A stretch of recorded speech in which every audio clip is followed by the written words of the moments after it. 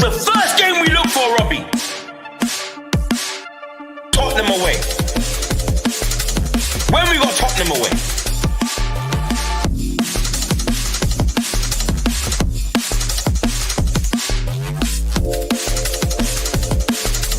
Tottenham away. When we got Tottenham away.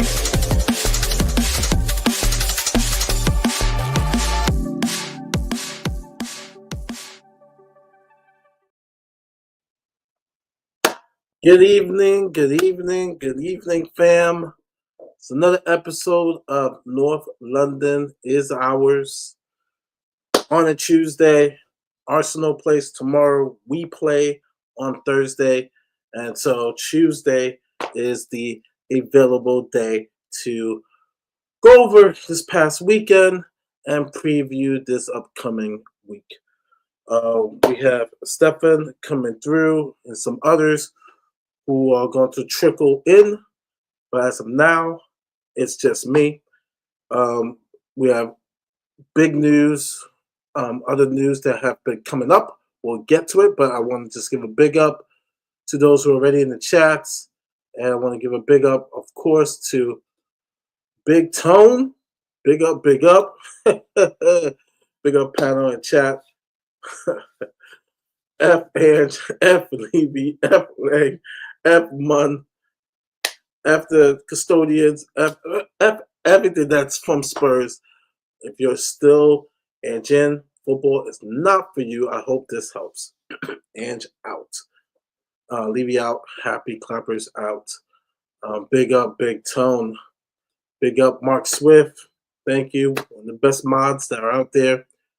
Big up, James Cook. Big up. Yeah, we're gonna get to that. That's the big news. Big up, Mark. Yeah, exactly. And I'm gonna get to that point because I've been harping on this.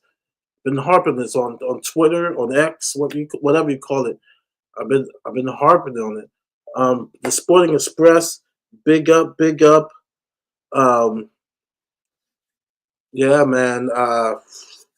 Still waiting on some others. Big up, Rob. Rob Frank says big up. Big support of the channel. Big up to Daniel Turner. Good evening, all. Another support of the channel. Big up, Daniel. Big up. Yeah, Interested FC, Keen FC. Forget we're interested with that kid from Southampton who's injured currently. I mean, this is Big up to John Lee. Big up to him. And and big up to Mark. As people trickle in, let's start with the big story of the day, and that is injuries. Hold on, just got a message. Okay. Big up, Francois. Big up. I hope I said it correctly right now. Yeah, Francois or Francois? Okay, I hope I said it correctly. I like to get people's names correct. So let me type up this banner. And the banner is called Injuries. And I'm going to put it up. Injuries. I've said this maybe the last 4 weeks. I've said it every week because it's the same excuse that we hear on X. We're unlucky. Oh, this is the worst season for injuries ever. Other teams don't have it. Bournemouth, Brentford. I mean, I could name the teams. And like John Lee says, Ange is killing our players. I said this. If you look at his CV, if you look at his background, this is not new.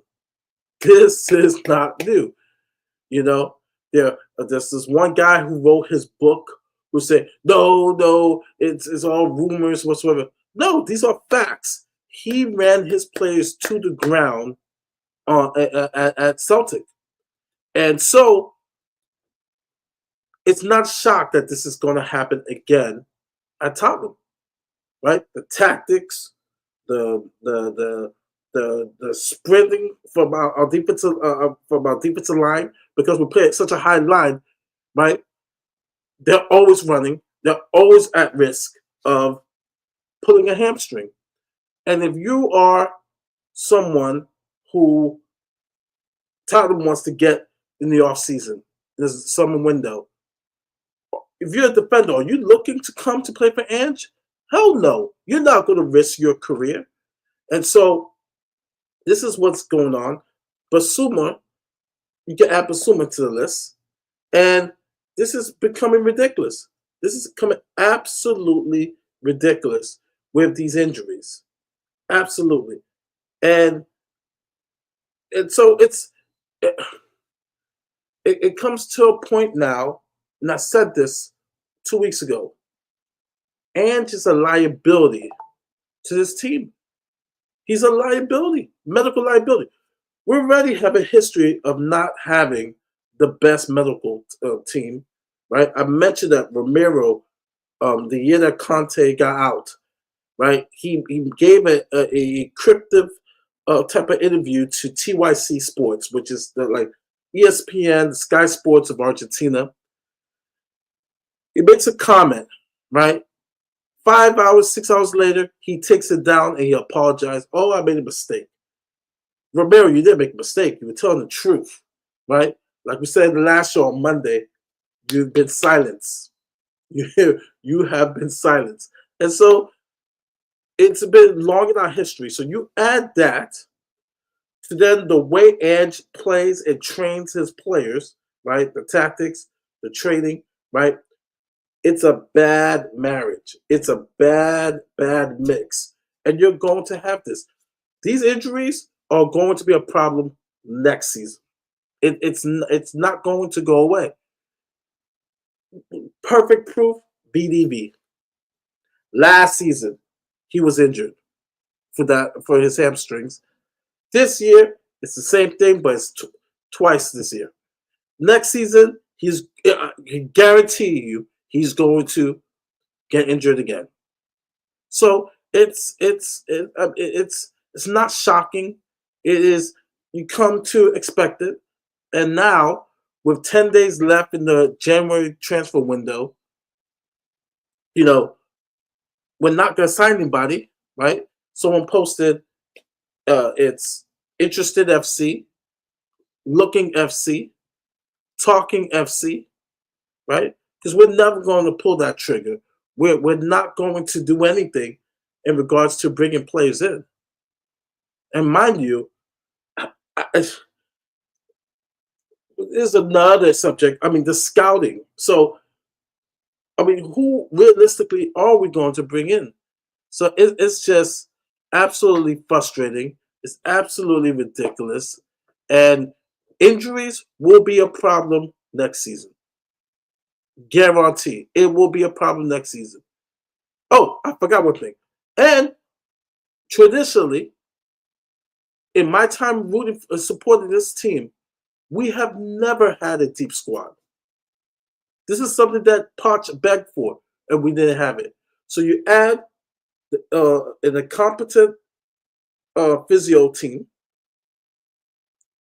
You add Daniel leaving the board, never having a deep squad, and then you add Ange's tactics and methods in regards to his players, player management of their health. You know what I'm saying?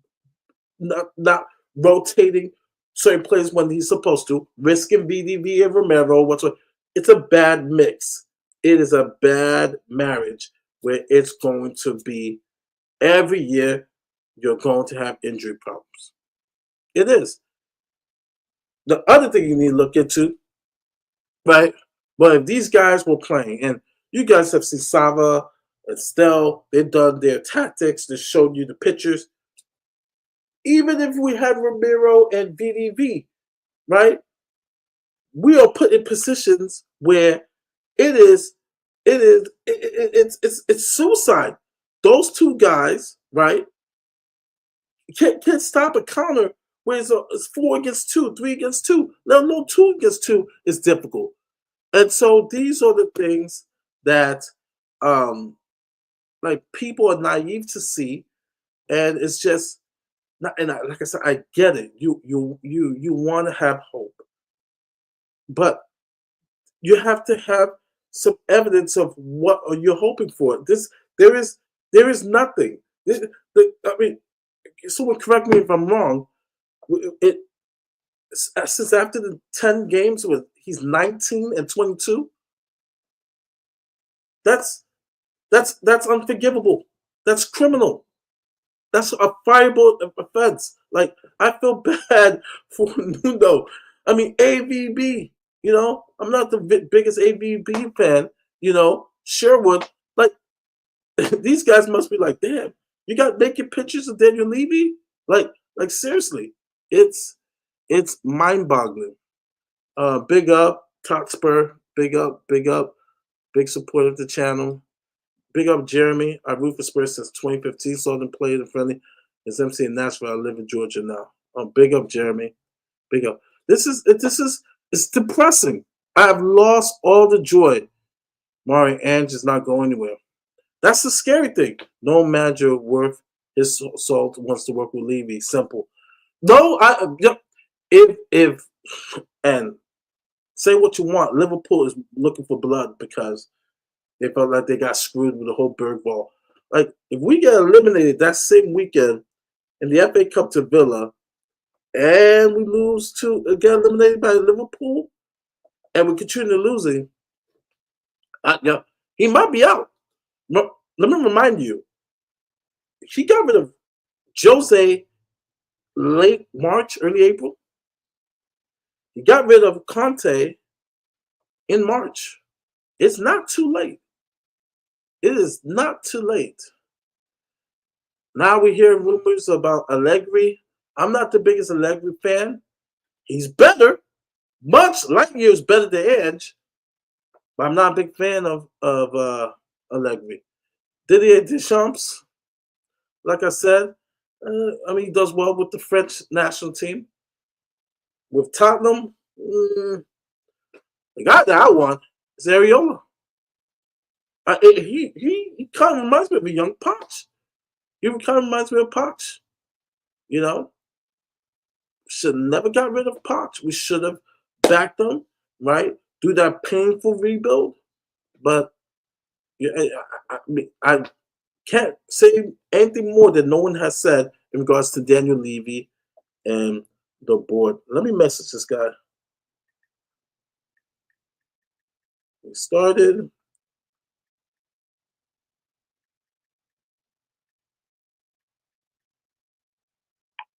Okay, hopefully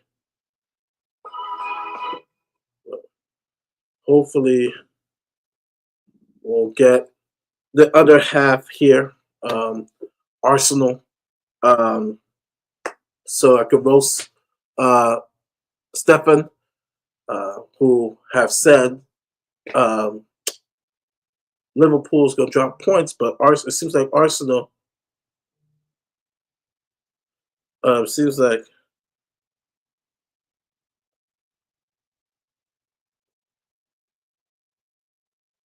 just got a message.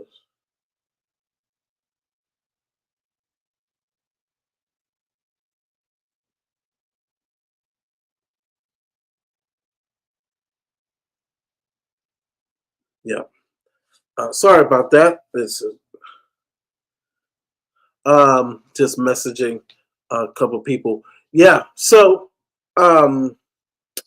yeah, Arsenal dropped points along with Liverpool. Liverpool drew, and Arsenal. Yeah, Arsenal also drew, being up 2-0. Sorry about that, guys.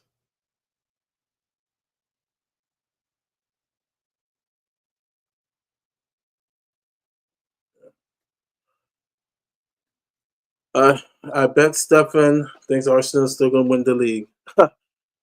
Yeah, we'll be able to ask him that. Would you take Silva? Yes, I would take Silva. I would definitely take Silva. We got the other half here. What's up, Mari? How's it going? Uh, doing good, doing good. We started talk about Tottenham. Yeah.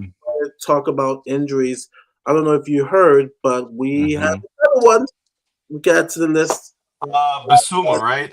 The Sumo. Hamstring. Yeah, and I kind of people on the channel know I have given my explanations. I've argued with people on X that Ange is the problem in regards to injuries. No, no. Now, With Basuma, it's not. Basuma hasn't played that much, Mari. He really hasn't. For him to have like an overload in a muscle, he was injury prone at Brighton. He was injury prone in his first season in Spurs. Maybe you could blame Ange, but he's just. I mean, he's shit anyways. It's not like a big deal for you guys that he's missing. So I I yeah. I beg to differ. Really? Well, I think it's well. I'm I'm talking in a broad sense that Mm-hmm. Ange is the cause of the injuries. So even if I would take with a grain of salt that Wasuma, you can't blame Ange for that. You know, I would say more. Okay. I would say more Bentancur. Bentancur's injury that's unlucky, but all the others it's all been hamstring, hamstring, hamstring, hamstring, and I Yeah, that's true. it's been all been hamstring. And you know the type of game that we play. You know the type of tactics that we do, No. training and on the field. And this is not new to Ange. This was the same thing we were hearing from Celtic. So we're going to see this next season. No, no, it's always look, it's a simple research, guys. Like all you need to do is write Ange and Japan and just I did a simple research. It took me 10 minutes. If people go back and see his history in Japan and see his history at Celtic, in Japan, in his first year and in his third year at the Yokohama, I think Mariners, they had a massive injury crisis. And that massive injury crisis was the main reason why they went from champions in the second year to ninth in the third year, after which he left. In his first season at Celtic, literally all of his forwards, he had no forwards. He had no forwards. He got injured. Even the youth team forwards in his first year got injured. So this is a continuous pattern that has followed him from Japan to Scotland and now to Spurs. So you can clearly blame whatever it is. Is it his training method? It's probably his training methods. We've heard that he goes full tilt in every training session as if it's a real game, which for me is, as a person that has trained the sport, is absolutely nuts. You know, that by the time you actually get to the game, they're shattered. That's why the Spurs players last every half for about 15 minutes. And then once they pass the 15-20 minute mark, they're completely dead on their feet. It's because of those training sessions. And then of course you have the hamstring injuries, which tells me that they do a lot of sprints in training far more than they should. And yeah, it's a simple research. I don't understand how the media continuously ignores this type of stuff. Like when it was with Conte, the media dug deep into. I remember they did like a whole thing about was it morally justifiable to hire him in the UK again when Spurs hired him because of his match fixing case in Italy. They dug into his managerial career in 2013 in Serie B, I think it was, where he was accused of match fixing with Bari. With this guy, it's like, oh, the injuries just happen. It's bad luck. No, it's not. If you do your research, with Ange, it's not bad luck. They happen everywhere they have been. But for some reason, and I try and ask my the Spurs fan base, you guys and everybody in like the WhatsApp groups, this guy gets defended for some reason. I cannot I can't. understand it. I I just don't get it. I really his record is shit. He's a prick to reporters and journalists whenever he loses. His football is, I mean, people call it attractive to watch. Yeah, it's attractive to watch if you want to laugh at Spurs, but The okay. the neutrals love it. Yeah, It- it- I love watching Spurs because I know some shit show is gonna happen almost every game. Almost every game. Like, for example, Everton, for the first time scoring 3 goals in the first half since 1994. I read. Unex- I read that if that's a true stat, I read it on Twitter, so it might not be accurate. But just stuff like this that shocking. His record is horrendous, horrendous, and people are acting as if Spurs were like much better when they had all of their players fit. No, they weren't. They lost to Ipswich. They lost that. They capitulated against Brighton after being 2 goals up with your full squad. yeah, It was the same inconsistency, same poor defensive structure, the same like open midfield. Everything was the same. It's just now you don't have Van de Ven to, instead of conceding 6 big chances because of Van de Ven, when he plays, you concede 2 or 3 instead. That's I just yeah. I'm sorry. I went on a rant, but yeah, I just don't get it, Mari. I really don't. yeah. And, I, I I scratch my head, and it's just, and the notion is, well, we don't want to go to another match. We don't want to go. I get it, but here's the thing: the other managers were actually good. They needed to be back. This is the wrong manager to back. This manager's actually, he's bad. it's and yeah, and then you could argue in a nutshell, that's the Spursiest thing ever. Is the manager that should not have been backed and supported by the board is the only one out of Conte, Poch, Mourinho, Redknapp, and all of the coaches before him that were far better managers. He's the one that's being backed and supported, and the PR machine in the press is continuing to back him from the club. I read the most ridiculous thing today. I don't know if you read that Spurs are having trouble signing players because Arsenal are also in the market. I was like, what? Since when are Arsenal and Spurs currently at the moment competing for the same players? Like how whoever released this to the press from the Spurs board or whatever is a fucking moron. Like that was the worst excuse I've ever heard. I Not to know, I know you guys lost ADU, so it seems like Arteta has more of a say of what you guys getting. But yeah. but on our end, is Scott Mung and Lange. No, Lange. And, and even These guys, yeah. mind you, on the last show, I went on a rant. What the fuck these guys are doing? Are these guys like I like I, they're using a data plus like what are we doing? Like this is embarrassing. Like Bournemouth, the Fulham. I mean like there are teams who supposedly are bottom than us. They got this shit together. I'm like, what? This ESPN showed because we started with a back three, right? I It don't was know. To be honest, during the game, yeah. which no, I know what you're saying. It wasn't disciplined enough. I saw Sarr going back and Gray being further. It was chaos. ESPN called it chaos. This is what I feel about our recruitment team.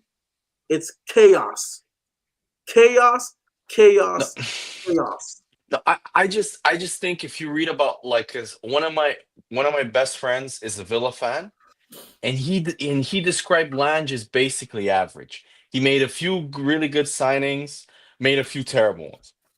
But where he lost the faith of the Villa fans, where they weren't sad to see him go, was he made the worst decision out of all his decisions as a sporting director when he hired Steven Gerrard. Where with that squad that got into the Champions League, he had them in relegation trouble. Steven Gerrard. So that hiring was by Lange.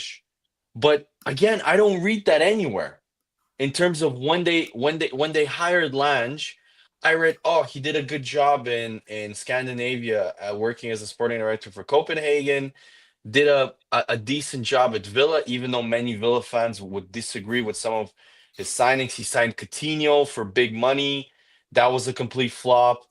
So and he pretty much wasted the 100 million that they used for Jack Grealish. The players that he signed, Diego Carlos, has not been. They just sold him to Fenerbahce for peanuts. So I'm just on the Spurs side, like I'm not even like I don't even want to banter you guys now. Like it's It's bad.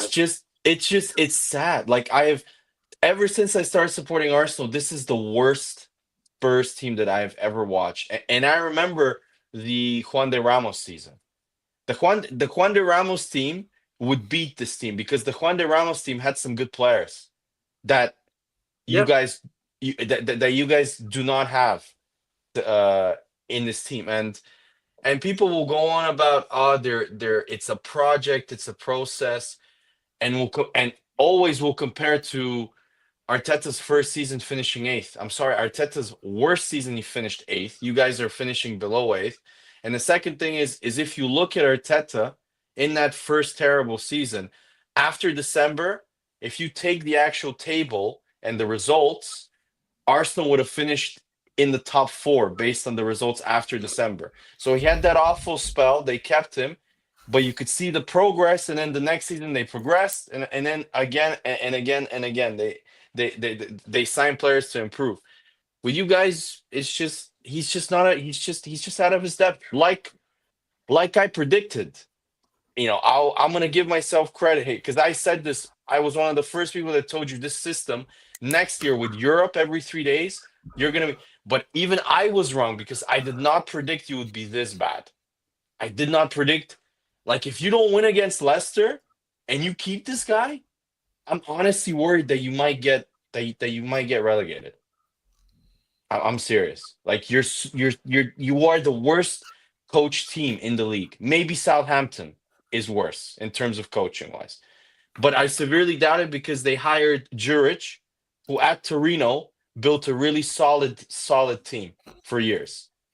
So I have no idea. Like, there's no point of even making fun of you guys. Like it's terrible. It's terrible, and people still defend Levy. They still make excuses for Ange. I don't know how. You're 11. Solanke moved from Bournemouth to Spurs, and now the team that he supposedly made a a move to progress his career and move upwards. That team is, I think, 12 or 13 points ahead of you. 13. Yeah. 13 So points. oh, Yeah. sorry. I'll get Stell's views with the injuries, and then we'll talk about Arsenal. More bad news. Basuma, minor injury. Still, we don't have as many warm bodies to even play. Man, it's a shit show. Yeah, what do you want me to do? Repeat the last 4 months? Tell you everything I've been saying every week, or what do you want to say, man? Yeah, there's nothing else to say. Let's go on to Arsenal. Maury, can I say one thing though on this actually that hasn't been said? Yeah. So when people say we won't go down, I don't think we'll go down, but if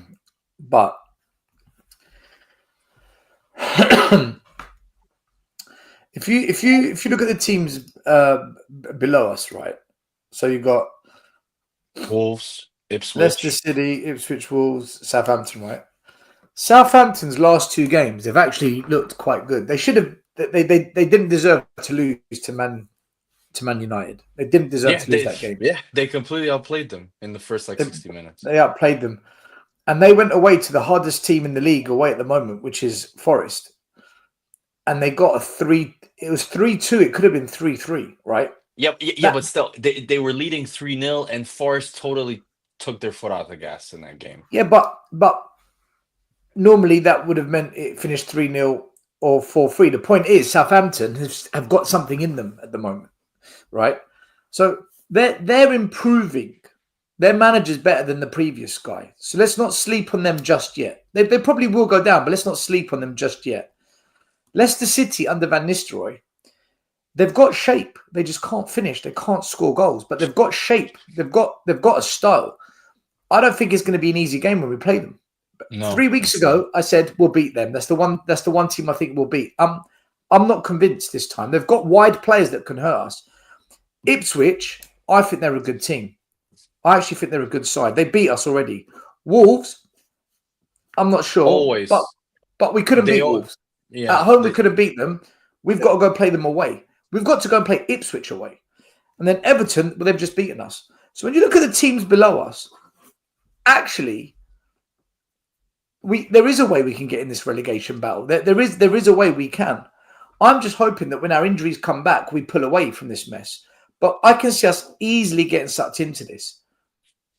So, and I was thinking about this the other day because I said to myself, can we really get relegated? Can we? Nah, we can't, man. We might finish 16th, 17th, absolute horrendously worse. But to get relegated, there's an 8-point gap. If we don't beat Leicester City, We're in trouble. Yeah. well, we've got to play Southampton, who are fighting for their lives. We have to go away to Ipswich. I don't trust us. We have to go away to Wolves. We've got a terrible record against Wolves. Everton, we can't play them again. We've done it. I can see a way, actually, we can be in a real relegation fight, like a genuine relegation fight. Yeah. No, but still, if you look at it, you go, so the remaining games that you have, the so-called six pointers, if you're in a relegation, I don't think you're yet. You have to go away to Wolves, where you suck in recent years, where they have beaten you. I think in the last 5 years, I think they've beaten you 3 or 4 times. There, I need to check, but I remember Traore scored a goal. I remember last year they came back in the last.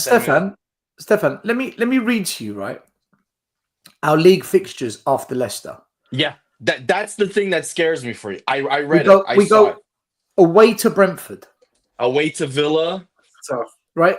Wait. No, hold on. Yeah. No. Just the league, Premier League. Yeah. We go away to Brentford. Then we've got Man United, which could be a 6-pointer.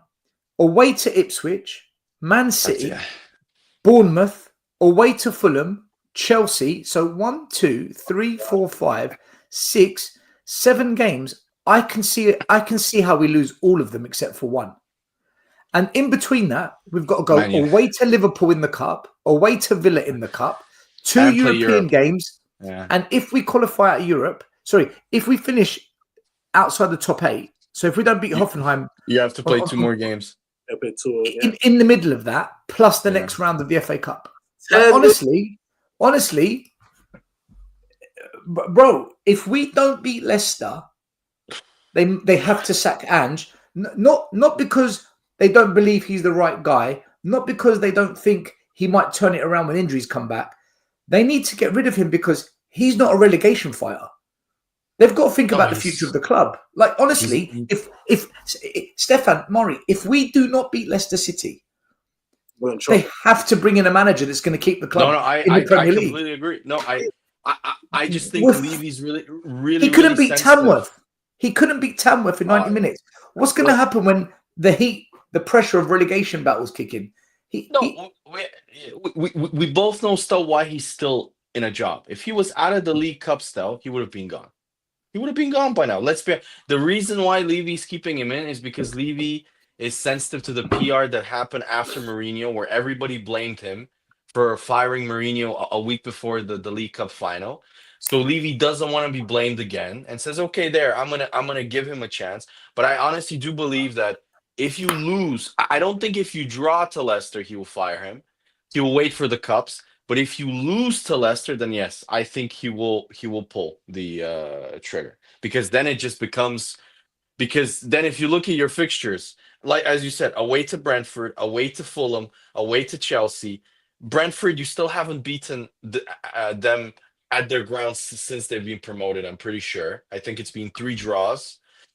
Away to Fulham last year, they're in very good form, and you got completely pumped last year there. And Stamford Bridge, where your record is atrocious, you never win there.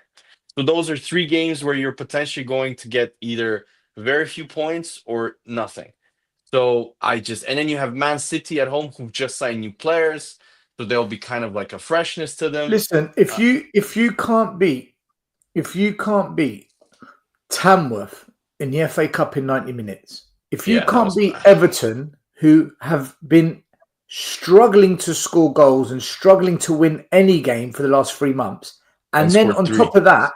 top of that, Tamworth and Everton, you can't beat Leicester at home, bro. You have to go. Like, your results can't get any worse. Like, you're at the bottom of the bottom now. You've literally hit the bottom. No, How can you keep him? but still, I think it's the beginning of the end. Literally, I'm not. I mean, it should have I been don't know. done. I don't No, know. no. This I'm going to tell chairman you loves why. him, No, I'm and going the to tell you chairman why. loves him. So do the He fans. doesn't. I'm sure he doesn't love him. The chairman is only keeping him because of that fucking League Cup. That is it. I Stefan, guarantee you the that chairman Levy doesn't wanted to. care about the Carabao Cup. Our chairman doesn't care He about the Carabao Cup. he does. He doesn't. He sacked Mourinho before the cup final 5 days before. Yes, and because he sacked Mourinho, and because of all of that heat, that PR that he's going to get again, he doesn't want to have that again. He doesn't want to be blamed for, oh, he's not ambitious to win a cup. I know he doesn't care if you Look, guys, it's one. but It's one thing. It's one thing sacking a manager before an opportunity to get to a final. It's a different thing sacking the manager that's got you to the final. It's different. I don't think it's the same. I don't know. I just think he's waiting for the cups. So then, not only even from a PR perspective, if you go out of the cups, it's the perfect excuse for him that you can't blame him because you're 15th in the league, and you're out of the League Cup, and you're probably going to be out of the FA Cup because you're going away to Villa, which is a super difficult place. I know you've had good history there recently, but it's a super difficult place to go with Emery. So it's not a very likely, like it's not guaranteed that you'll go through. I just think he wants to use that as the excuse to, okay, it's time to sack. And I think fans are starting to accept it more and more. There was a I recent think, poll. Stefan, I disagree. I think what he's waiting for. Is For the window to finish. yeah. He wants to find an excuse not to spend money in the window. But still, honestly though, I wouldn't give Ange money to buy me a sandwich, let alone transfer money. Because there's reports coming out that the board, Levy, is not happy with the answer Ange gave about transfers. I mean, Ange, I think it's been 2 press conferences in a row where he has said pretty much that I need players, this and that, but I just... Yeah, but he said, I also trust the club. They're doing everything they can. They're working very hard. He's also protected the club. I honestly think they're waiting for this transfer window to end before they sack him. No, to not spend money. And also, yeah. I think that they're... do you know what? I really think this Leicester City game is the one. If he doesn't beat Leicester, I think they're going to. They have to. We cannot go Brentford away, Liverpool away, Aston Villa in the cup, Chelsea. We can't. Extra games in Europe. We can't do this with this manager if you can't beat Leicester City. No, Leicester City lose to everyone, like everyone. They do, but Leicester City have this, they're one of their own, like one of their few strengths is your weakness. Their wing play. They have players that are very tricky. They've got good wingers. Yeah, Mavi Didi, I really like. And they have, I know he's been missing a lot of big chances, but Jamie Vardy is a good player. And he loves He always to score scores against us. Yeah, he loves to score against Spurs. Always. And I can just see it. Their problem is I honestly think Wout Faes is one of the worst defenders I've ever watched in the Prem. He's horrendous. So I just think that their problem lies with their defending. But yeah, but look at the striker he's up against, Richarlison. That's true. Is there any time frame on Solanke? I haven't read anything. I just they said 3-4 weeks. 3-4 weeks. Fucking hell. So that means the whole month, almost the whole month then. All of those games he's gonna be, including the League Cup semifinal. I'm telling you from a strategic standpoint, We're not winning you that League Cup just semi-final even with Solanke, man. no, but Spurs are not you going to just Anfield midweek yeah. under the floodlights and getting through that. I said that And as soon as we won 1-0, No, I no. said There's we're no not chat. winning There's that, no man. all they need to do, and deep down they know it, is score one goal and you will fold. You will fold immediately. You can't you will fold not only because your players are soft, especially the senior players, but because the system and the structure isn't one for maintaining a lead or for just hanging on. It's And for yeah. and we'll never go into a game to play for the draw. That's all we need, a draw and we're through. But he would never play for a draw. No, No he's chance. not gonna play. But let's see. let's get to the next point. Yeah. I'll start with Stell and see if Stephen agrees. Arsenal, we know the injuries right now. Saka is going to be gone for a while. They still haven't signed Hmm. a forward Yeah. to help. They were up at home 2-0 to Villa, Yeah. and I'm like, okay, they're finding a way, and Yeah. they Partey, right back. drew. Spell. They're similar to the same points as they were last season, but it's a different storyline. They don't have Saka, who I think is their player of the year. It's It Arsenal, and wait, don't forget, you also missed out another key player missing against Watkins. Saliba. yeah, Saliba, yeah, that is true. Arsenal, it is. Do they need to do something to be able to stay within that race? Let me tell you about Arsenal, right? Two things. I'll be really quick on this. I don't need a lot of time. Right. Number one, I have no sympathy for them regarding injuries, none, because we've been in the shit for 2 months with injuries. We don't get sympathy. I don't want sympathy either. I don't want it because Bournemouth beat Newcastle 4-1 with 10 injuries. So I don't want sympathy, but I'm not going to give Arsenal any sympathy for injuries. I couldn't give a shit. However, what I'll say about Arsenal is this. What I'll say is this. The last 5 games, against Brighton, I thought they were shit. Against Villa, against Spurs, against Man United, and against Newcastle, they created more than enough chances to So win many all of those chances. games, right? Their Yeah. XG is very, very good, right? The results do not reflect what they're creating up front. I agree. So for me, this is so simple. And it goes back to what I said to Stefan in the summer, and Stefan and I were arguing. If you don't go and buy a clinical finisher, you're fucked. And I think that's what you're seeing now. And Stefan was arguing, saying, no, we need more of a winger or someone. And I said, look, Stefan, if you don't go out there and break the bank, whether it's an Osherman, whether it's a Gyökeres, or whatever striker you guys want, this is going to come to bite you. And I think that's what you're seeing now. No, And all the injuries is doing, the only thing that injuries is doing for Arsenal, because they're riding it out, the only thing that injuries is doing to Arsenal is they're looking a little bit tired because they haven't got the ability to rotate the way they want. But the biggest issue there, and I can see this coming, was they haven't got a killer. Arsenal like Spurs, we've always had a killer up front, whether it's Bergkamp, whether it's Ian Wright, whether it's Anelka, whether it's Henry, whether it's Aubameyang, whether it's Kane, Son, whether it's Berbatov, whoever, right? There's always been killers at the club. Both clubs right now do not have a killer.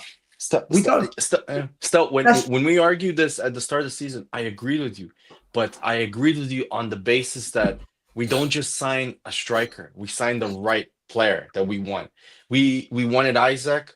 Newcastle said they wanted 200 million. Okay, we're not going to sign him. We wanted Sesko. He said no to us. He said he would prioritize us, but he chose to stay at Leipzig instead.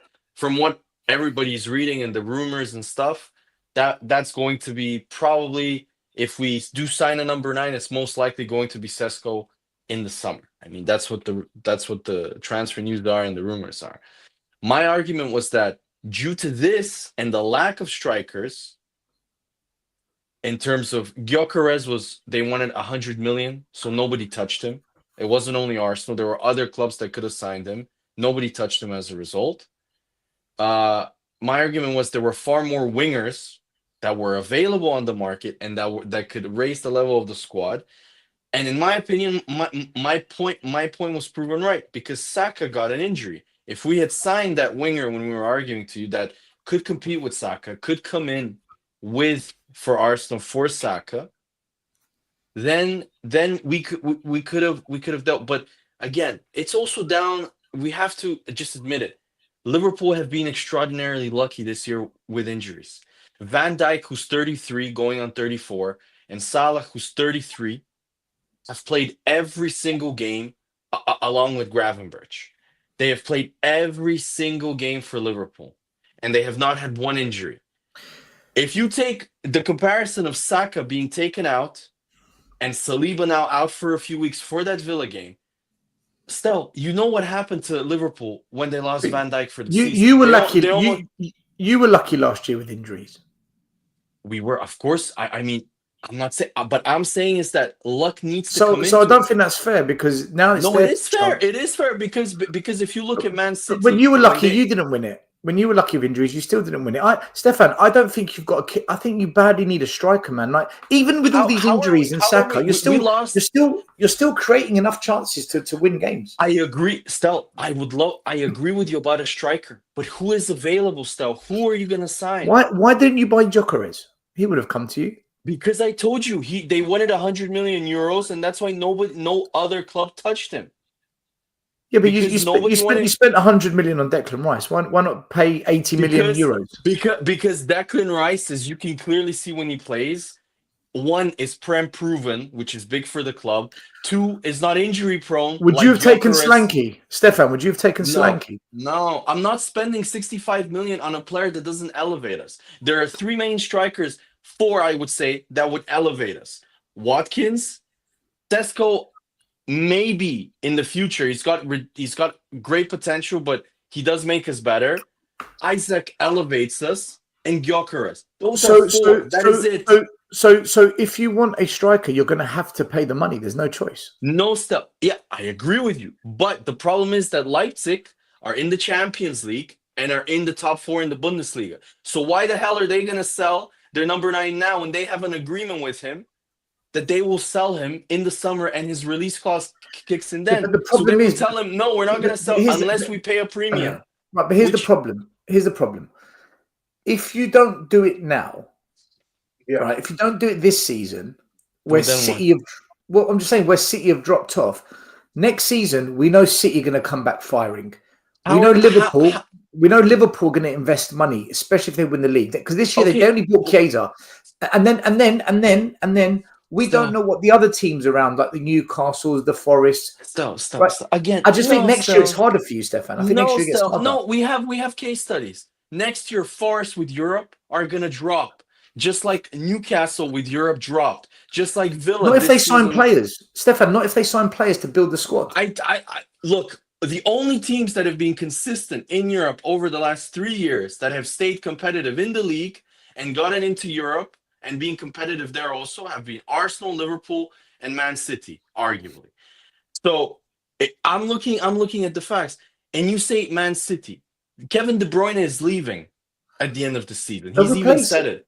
They'll replace him. First of all, they will not replace him. He's a generational player. You cannot replace. Just like I told you, if Rodri goes out of the squad, no matter who you sign, you cannot replace him. That's why their whole season collapsed. One player, their whole season collapsed on the basis of that player. You cannot replace him. Just like they might have signed a Man City have bounced back, Stefan. They're back in that top 4 race. They're closing in. But they're backing it. But wait, still, I have a clear example for you.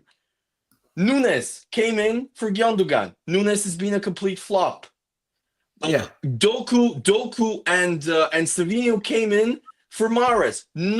They might be in 2 or 3 years, but they're nowhere near the level that Mahrez was. Man City are 6 points off you, man, and they've had a disastrous season.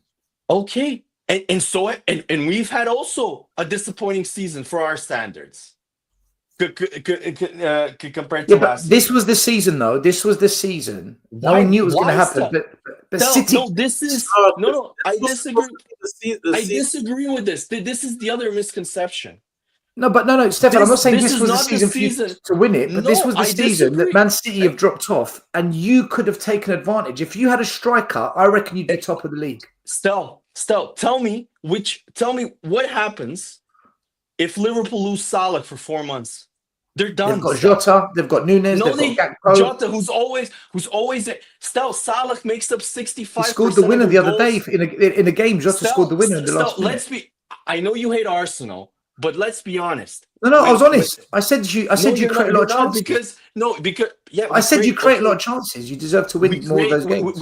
we create chances, but we still miss Saka, who is arguably one of the best players in the Premier League and the most creative player in the Premier League, along with Odegaard. And then Stefan, you created chances without Saka. You're creating chances without him. We're not fit. We need to sign a striker. We're doing that. But for me, what makes But you're me not doing laugh, that. You're not. But Stefan, you're not doing that. You're not buying a striker. That's my point. we're okay. You're Yeah, not doing it. we're not gonna panic buy. That is what the club have said. Yeah, We but then know you we let Man need a City striker. back in next season. Then you let Man we City don't. back in. No, again, still, Hurusanov and Victor Rice will not replace Kyle Walker. Still, you know this. These young players Mate, might replace him in Pep- 2 years. Stop. Pep Pep for is 9 leaving. years. Still, Pep is leaving. Give him another year or two, and Man City are not going to be the force. You know this. It's about the manager. I give you another year or two of not winning the league, and you're going to lose Saliba. You're going to lose Saka. This is what happened to I Spurs. agree with this.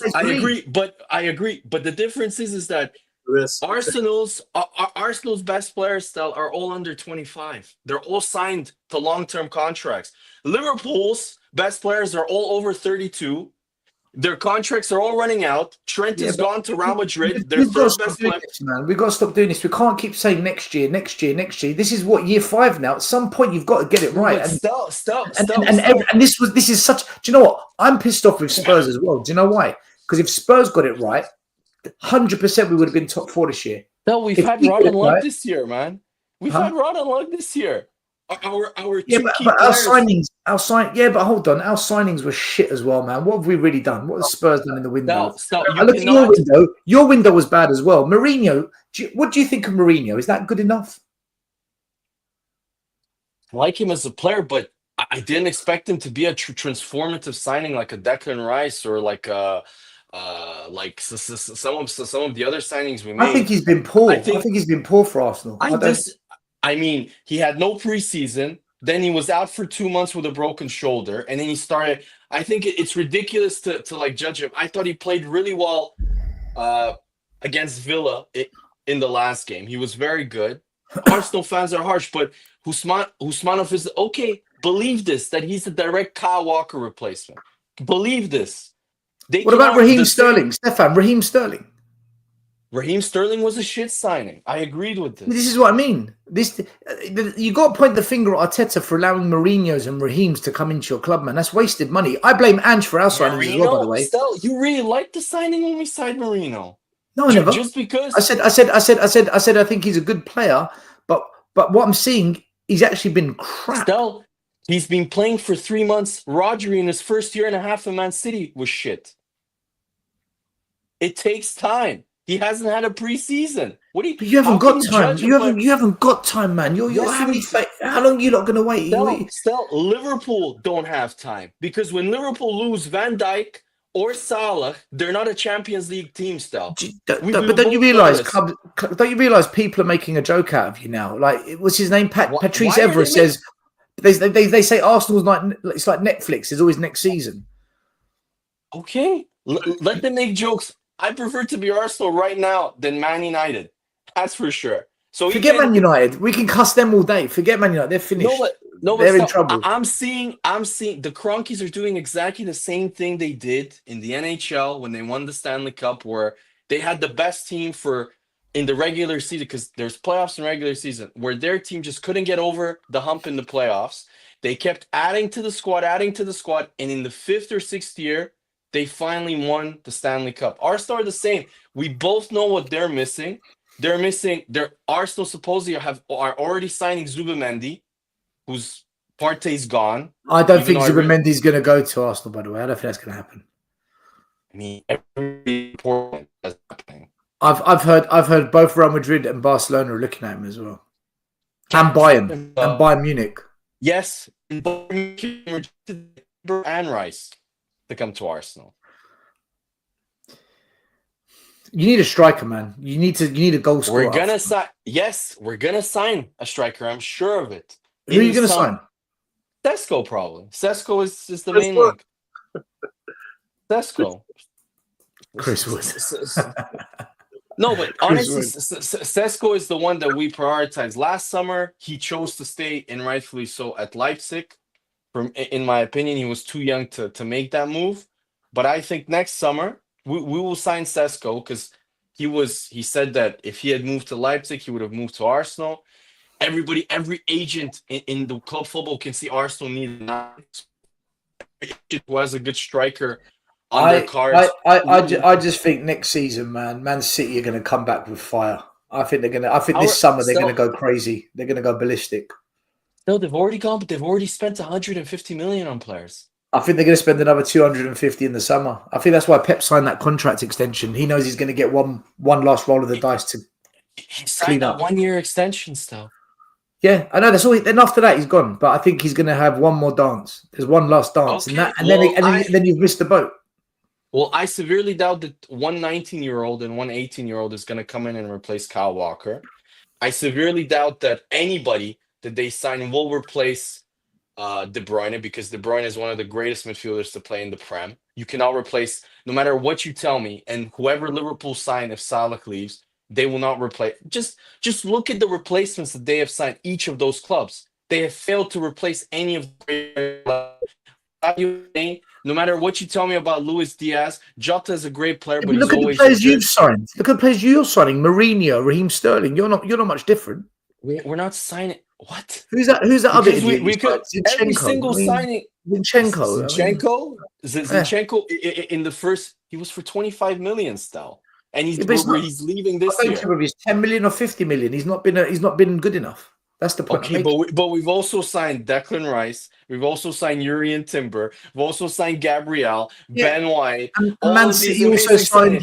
And Man City also signed Haaland. And I think what you're doing is and you're looking at the other clubs and saying, look at their bad signings, but you're not looking at your bad signings as well. I'm looking at the only club, but because of their shit culture that I think is close to Arsenal in terms of the projection of the squad and looking at their players in terms of potential-wise, is Chelsea. But Chelsea's culture is shit, and I don't rate their coach. So I'm not worried about Chelsea whatsoever. Do you know when Maresca left Ipswich? Do you know, I spoke to a couple of Leicester. They were Leicester. When he left Leicester City, they won the championship. And I spoke to a couple of friends of mine from Leicester, and they said that they're happy with the job he did, but they're not bothered that he's left. Yeah, that's what they said. Wayne, I remember that's what they said to me. Wayne. They said they're not bothered that he's left. Yeah. No, Wayne told me, which is exactly the way Chelsea he has done exactly the same, it looks like, that he did with Leicester, that he's doing now with Chelsea. He started really hot with Leicester. By January or February, I think there were 12 or 13 points at the top of the championship, with the biggest budget, with the best players. By the end of the championship, their form had cratered to such a degree that they almost got pipped to first place by Ipswich. I think there was at one point they were tied with points with the last few games. So they completely dropped in the second half of the season. And if you look at Chelsea, they're doing exactly the same thing. Exactly the same thing. They're defensively open. So I'm not worried. You look at all the other teams. You look at Rodri. He's 30. He's coming back from an ACL. You cannot replace someone. I told you this in the summer. No matter how good your scouting is, you cannot replace De Bruyne. You cannot replace Rodri. You cannot replace these type of players. It's the same with Arsenal. No matter how good our scouting is, we cannot replace Odegaard being injured for 4 months, playing for Norway, and then Saka being out for 4 months. Nobody can replace that. The same way when Van Dijk got injured for Liverpool 4 or 5 years ago, they almost didn't get. They went from champions to almost not getting into top 4. Then last season, if you recall, the reason why their whole season capitulated in 4 weeks, where they got knocked out of everything and their league form cratered, was because Salah's form went down. So everything is rolling in Liverpool's favor. They have no key injuries. They're getting refereed that like some key moments of games. The refs are giving them the actual benefit of the doubt. Everything is rolling for them. Whilst for Arsenal, like 3 red cards that you will never see again, penalties that you will never see again, ever again. The fucking Saliba penalty against Brighton. What a joke! You're never gonna see that penalty again. Declan Rice's red card at home where he kicked the ball away. You have seen 10 or 12 exactly similar incidents that have not been carded, that have not been sent off, but only Rice was sent off for that.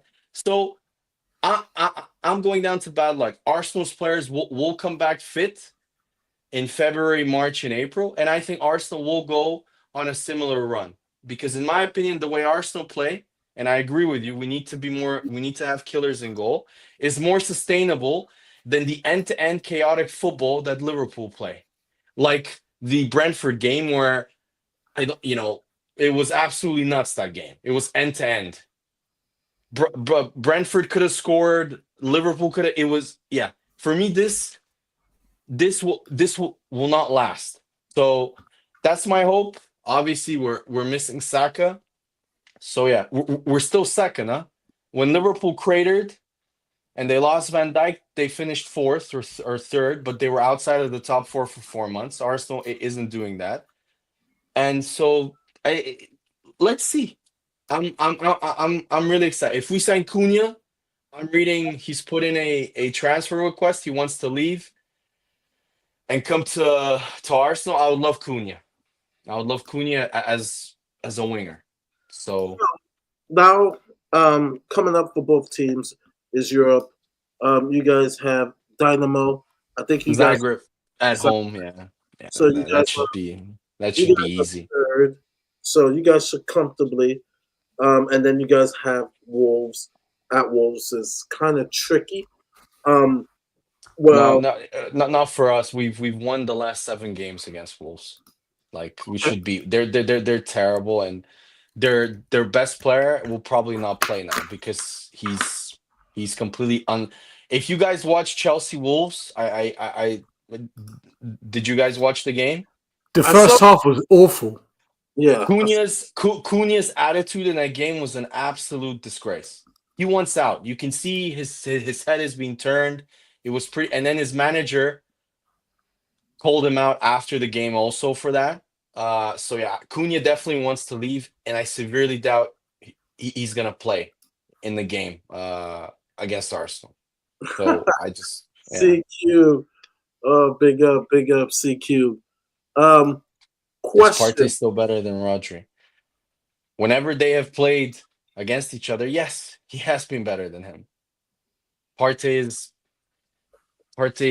is a world-class player. He really is. We play Hoffenheim on my birthday on the road. And then we play Or Leicester. shit, aren't they crap in the Bundesliga? It's 16. Stefan, they won their first game in about 7 years on the weekend. You can't Yeah. write this shit, man. Is Dragusin fit? Because he had a nasty cut. Is he gonna play? Yeah, he's okay. He's okay. He's all right. He's gonna play. Okay. But it doesn't matter. He can't defend. It doesn't matter. It doesn't fucking matter. No, he can defend. Like I hate this narrative now because he had a rough game. So did Gray had a far worse game than him, but I didn't read any sort of heat in similar fashion towards Gray. He can only defend in certain situations, man.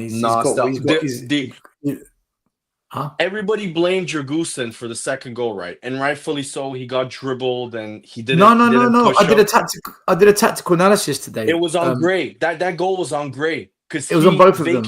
Yeah, it was on both of them. But Gray started it by vacating the actual space, and it allowed the guy space to run because he left his center midfield role. Gray was horrendous. If you look at my tactical analysis, Gray being inverted inwards leaving the space for the striker to attack. That was the first problem. Secondly, Bergvall's in the 6. He never came across. That's the job of the 6. So Oh, Bergvall's at fault, but he's not a 6. He got put in there. And then thirdly, as soon as the guy came, Dragusin's got two choices: go to the ball and or foul. show him wide. And he just dropped back. And then Yeah. when the player did the step over, of course Dragusin couldn't do anything because he was on the back foot. So I look at it and I think Gray was caught out of position. Bergvall never came across, and Dragusin 1-on-1 completely fucked it up.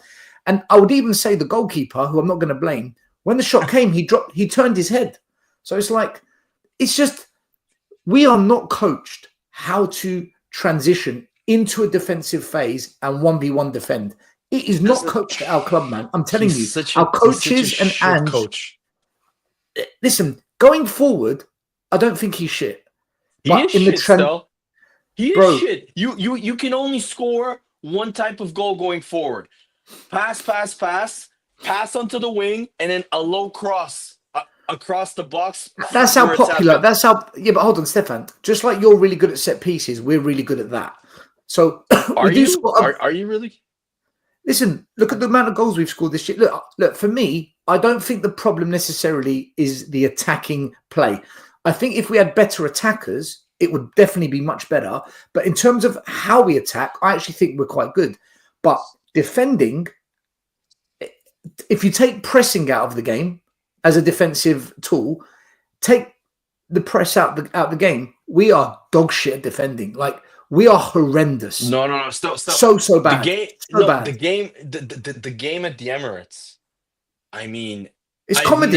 Stefan, it's comedy, bro. It's comedy, Your midfield, you could have parked a jumbo jet. It was that old. We had 3 number 10s in it. That's no, what Arsenal literally. Arsenal would make 2 or 3 passes between Saliba, Partey, and Odegaard, and they would be completely through your midfield and running at your center backs. If your front 3 finish, I believe Rice 8, 9, 10. Like, no, it should have been 10. But if we had Liverpool's forwards, Declan Rice was taking the piss out of us, man. I'm telling you, he's fucking. But what I'm trying to say, and you guys did us a favor. Nice. So when make it 2-1, like did us a favor. Like literally, it should have been more. No, I actually told this to. We were chatting with Stell on C Cube. If you're still on there, just for a few minutes, just your synopsis on the team, because I haven't heard your voice in a long time. Come on, come on, you fraud! Bring that fraud on. Bring that gooner on. I was. Let's balance this out. Let's get 2 gooners on the show. Get her on. Yeah, I was chatting. I wish I had the theme music, but I'm gonna do my best impersonation. No, Mari, I was texting with Stell during the game. It's CQ. Wait. Put the gooners on the same side. That's it. There you go. Yeah, we're gonna.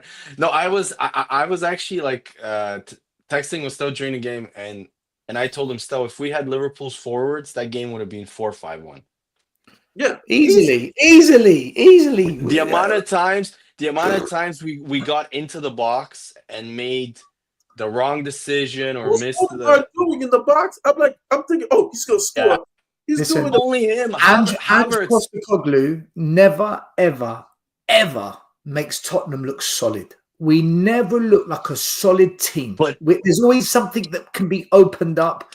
It's always a can of whoop-ass that's been opened on us. There's always a big space someone can exploit. But still take into account that I know you guys shit on Arsenal, but playing at the Emirates, it's really tough, man. Like, we only lost 1 game this year. I mean, in full time, that was against Newcastle, and we completely, like you said, if we had scored we would have won that game easily. So it's rarely teams dominate us, Stal. But hold on. It's one thing it being tough. It's another thing making it easy for you as well. Because I don't think you played that great. I don't think Arsenal were amazing. No, but defense, midfield played really good. In your box, shit. Like our Partey in the first half, he could have. Man of the match.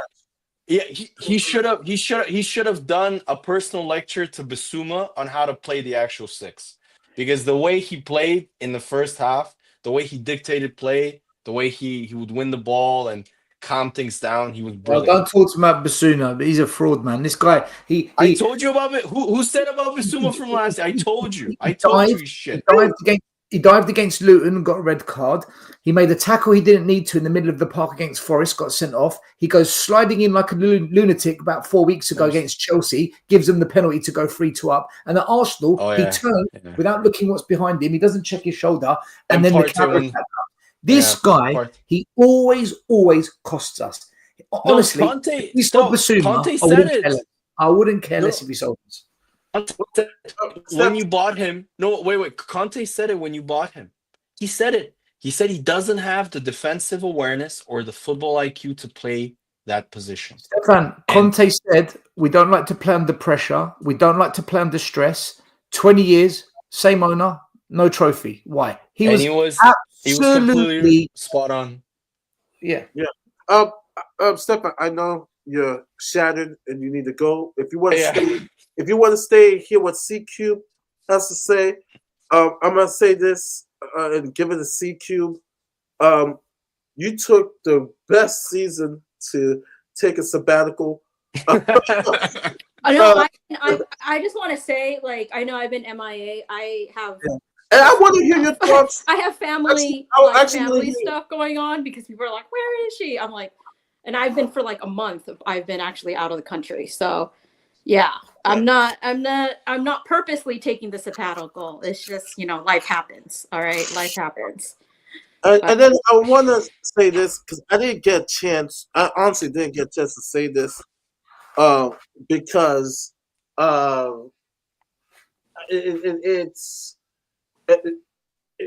because there is different levels, and like I said, I'm not the PC police. I'm not how people word things and stuff like that. But I want to hear your opinion because I have said, man, and I know Still has said, man, Sonny this season, like everybody else on our team, has not been good.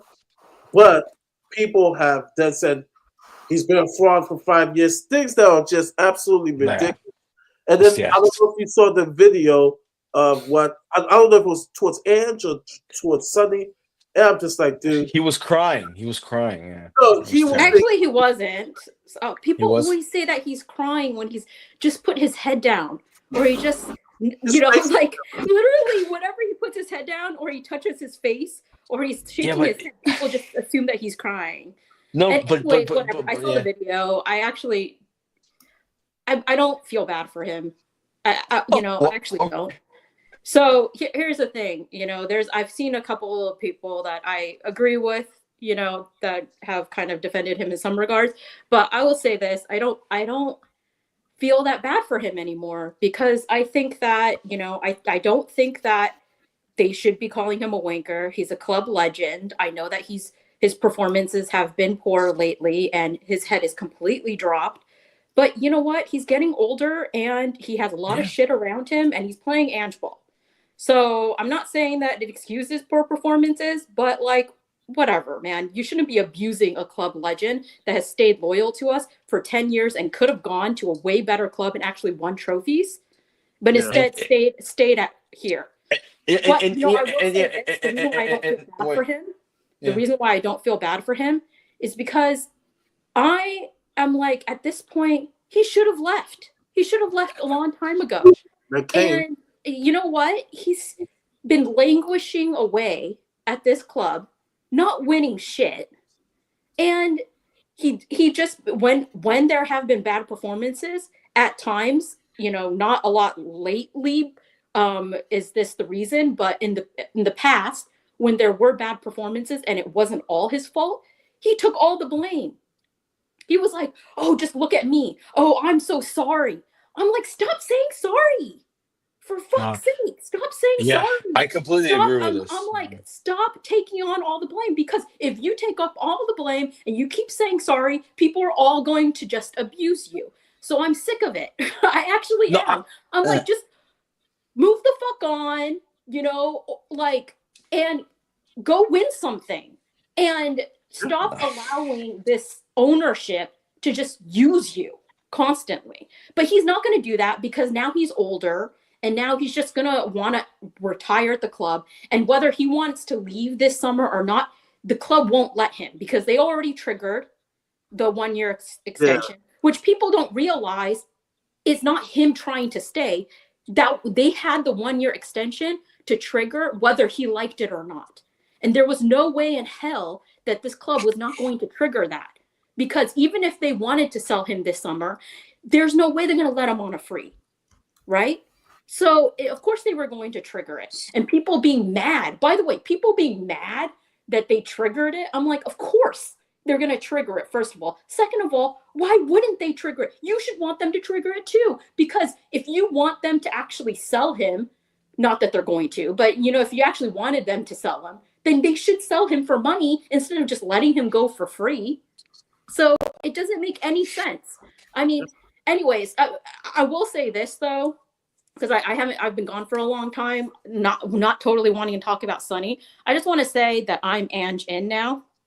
I want to put it all out there that I'm Ange in because I want to say I'm Ange in. After the North London Derby last, like the last North London Derby before this one, so the one at home under Ange, I was Ange out. And a lot of that was because end of last season, which everybody was ignoring and being like, yes, project was so bad. And people were just ignoring the fact that the end of last season was so bad. But I was Ange out because he was not prioritizing derbies enough. And he was just playing suicidal, like football, just not giving a shit about the defense or anything or corners or anything like that. But now I'm officially Ange in. You can call me a flip-flop, but the reason why I'm Ange in is because I'm like, you know what? At this point, let's F around and find out. Ange in. I am Ange in at least into the end of the season because I just want to see. Let's F around and find out. Because at this point, we've already gone so balls to the wall with Ange that we will not sack him despite how bad it's gotten. It's shocking, CQ.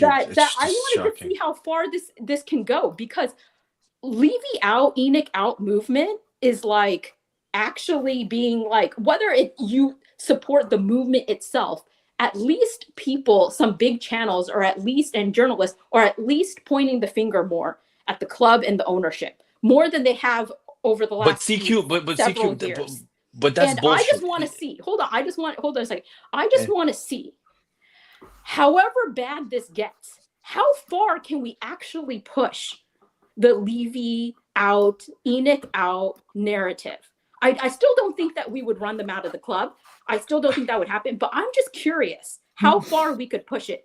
Because Ange Postecoglou, in being kind of like the yes man he is and like never blaming the club, is sort of having some strange reverse psychology on the fans right now. It's actually when Mourinho, when Conte, even when Poch towards the very end actually called out the club, then it's like the fans like turn on them. But somehow Ange refuses to call out the club at all or point the finger at all to them. And then they just love him. And then they're like, we love Ange. Well, there's something wrong with Levy. How come Levy is been this way? So it's an interesting reverse psychology. And I just want to see how far it goes. No, if you look at Ange, the only time where he let himself go in terms of towards the board was after the Man City game, where he questioned the culture of the club, specifically the fans. No, it was. No, he was attacking the fans, but then he also said that internally within the club, he had noticed that a lot of people were saying that they should lose. They were like making jokes about it. So he said that he needs to delve deeper into the culture internally. So that was, I wouldn't say like a uppercut the way Conte did it. It was a slight veiled shot. But for me, where I being a great servant for the club and a legend, Sonny has also never done the shit that Kane did. Never went on strike. He never purposely leaks things. I've never read any sort of big time transfer links with him or rumors. He didn't go golfing with Gary Neville and saying that he will want to move to another club if Spurs don't challenge in the next few years, which is still understandable. But Sonny has been a true, not only a Spurs player, but a Spurs fan.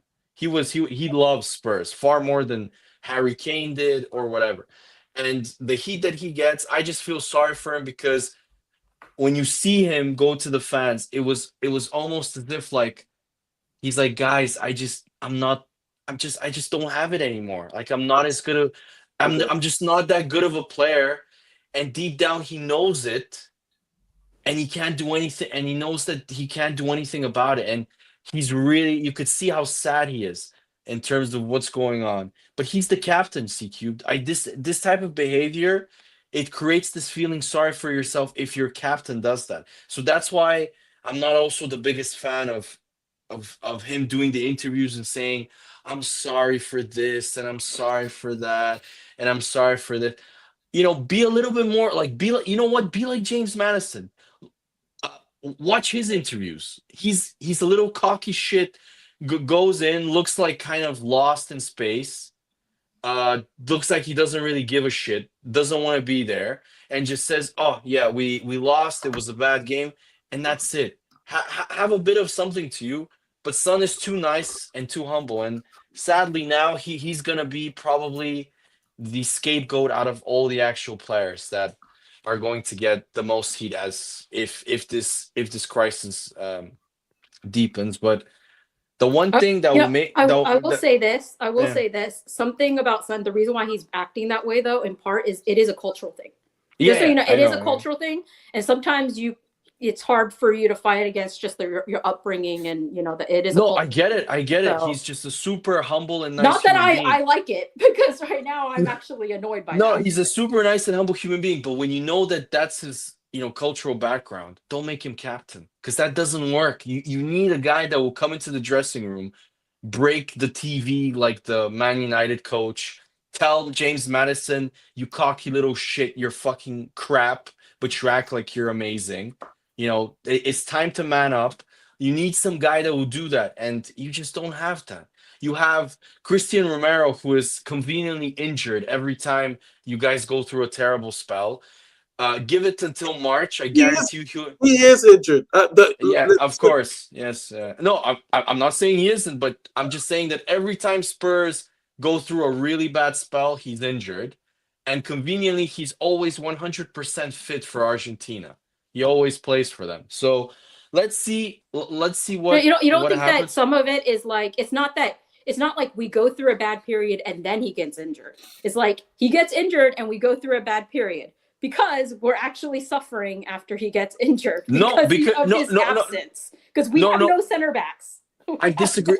We have no center backs. CQ, this season, he's been your worst center back. It's not even close. Not even close.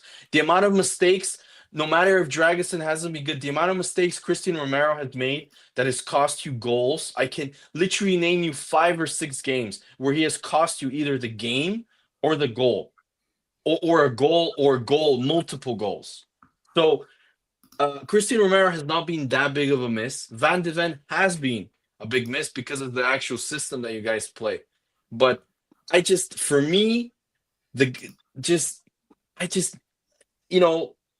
every time you guys go through an injury crisis, there's always transfer links with him.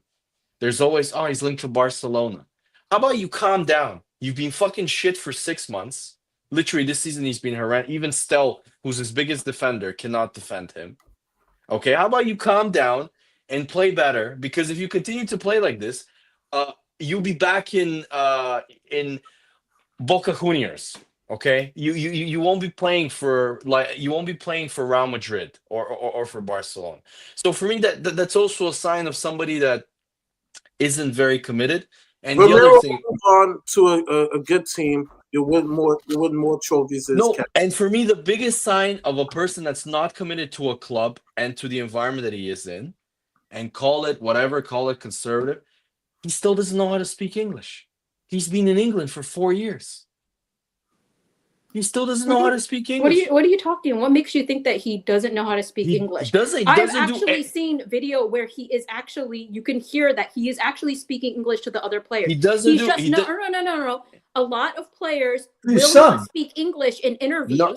They don't speak English Romero. in interviews or other places because I don't know. they are self-conscious about it. They That's feel like their really words Romero right. They have is a thick self-conscious. accent. That doesn't mean that they can. Yeah, Otherwise, how is he communicating with other players? He knows some English. How is he but- communicate? He doesn't communicate. That's his big. Stell will agree with this. One of his biggest weaknesses as a defender is he doesn't marshal the actual defense. And I would argue that the language barrier, and I guarantee you, he doesn't know English. I guarantee you, I'm sure he Oh my because he God. doesn't do any. He doesn't do any interviews for Spurs. Doesn't do any I media work. literally just said that. Players do not do interviews in English sometimes because they are self-conscious about their accent and whether or not Oh, myself. what they say is going to be Emerson taken fucking- out of context. Who cares That- if he can there speak are- English or not? Who cares? I care because if you look at every single player that goes to the biggest clubs, to the clubs with the best cultures, they all learn the language in order to integrate within the actual team and to be Stefan, able to Romero- communicate. Really? Oh, Messi doesn't do. He goes to the MLS and he's not doing interviews in English. It's the He's in MLS. It's the MLS. It's not a big. It's his retirement home. It's not like he needs to like learn. And let's be honest here, C Cubes. 90% of the players in his team in Inter Miami, where he went, speak Spanish. He But doesn't he need to speaks learn English. English. He actually speaks English because there have been MLS players that have said that Messi has spoken English to them. He just doesn't want to speak English in interviews because Okay. he's self-conscious about it. Why is this I'm- why is this even the issue? Like the For point me, is, for me, Romero, it's yeah. Romero, like Yes, fine. great players, Udogi, a couple of players, One minute, let me and just- has regressed some players on the team. Has he regressed? Because Romero at the end of the Conte era was fucking horrendous also. Has he regressed? Because Romero was horrendous. No, he was not horrendous. He He could have was done better horrendous. surrounded by Eric Dyer and Sanchez. This is During what I mean. This is what I mean. last season. So But last season when he came in, he conceded 62 goals. he's 61 or 60. actually on a high line. Like you have to look at the best situation that he is. Okay. So we had Argentina are two different entities where you have Yeah. structure. where okay. No, that's not true. Again, he plays No, for it is Argentina. true. No, It is it's not. It's not because he In plays. Argentina, when everybody knows their role and they do the job. No, Mar. He plays for the best team in South America. So in the South American qualifiers, that is- he's on usually the most dominant team. He's on usually the this most manager- dominant team. Will call him out. Unlike Ange, right? Ange wouldn't call him out when he's advancing forward with the ball, which we know what he's trying to do. He's trying to build an offensive attack because our midfielders suck, right? He's our best passing. One of our best passers on the team is still Romero, right? Yes, I understand. He goes off discipline because, right? Because what? Who are you? Is it the manager's fault for him being a moron and going in? No, the manager needs to say, "Hey, look, we have it." Well, that's funny because Ange doesn't have a defensive tactic, so that's the problem right there. Okay. So then, if you say this, then so why did he do the same mistakes towards the end of Conte's era, and when Ryan Mason came in? It's always somebody else's fault. It's always with Romero. Mistakes. It's like he has the less. He has only have one red card in the last 2 years. Do you know that? But he still makes. Okay, I'll give you 3 games where it's not on the coach. 3 games. Leicester, the first game of the season, he always falls asleep on crosses. Lets the ball pass. Okay, Newcastle, this other second massive mistake where he overly presses, doesn't win the ball, and leaves a massive space within the actual defense. Newcastle. And then the biggest example where he cost you the game, both goals, I would argue, especially the second one. Maybe not the first one. He lost the header. Okay, but still, the second goal against Ipswich at home, where he tried to press Hutchinson, didn't get the ball, left a massive space. Ipswich attacked the space, he crossed, and you scored as a result of it. There have been numerous instances this season where he has been completely the Arsenal game. All right, let me ask you.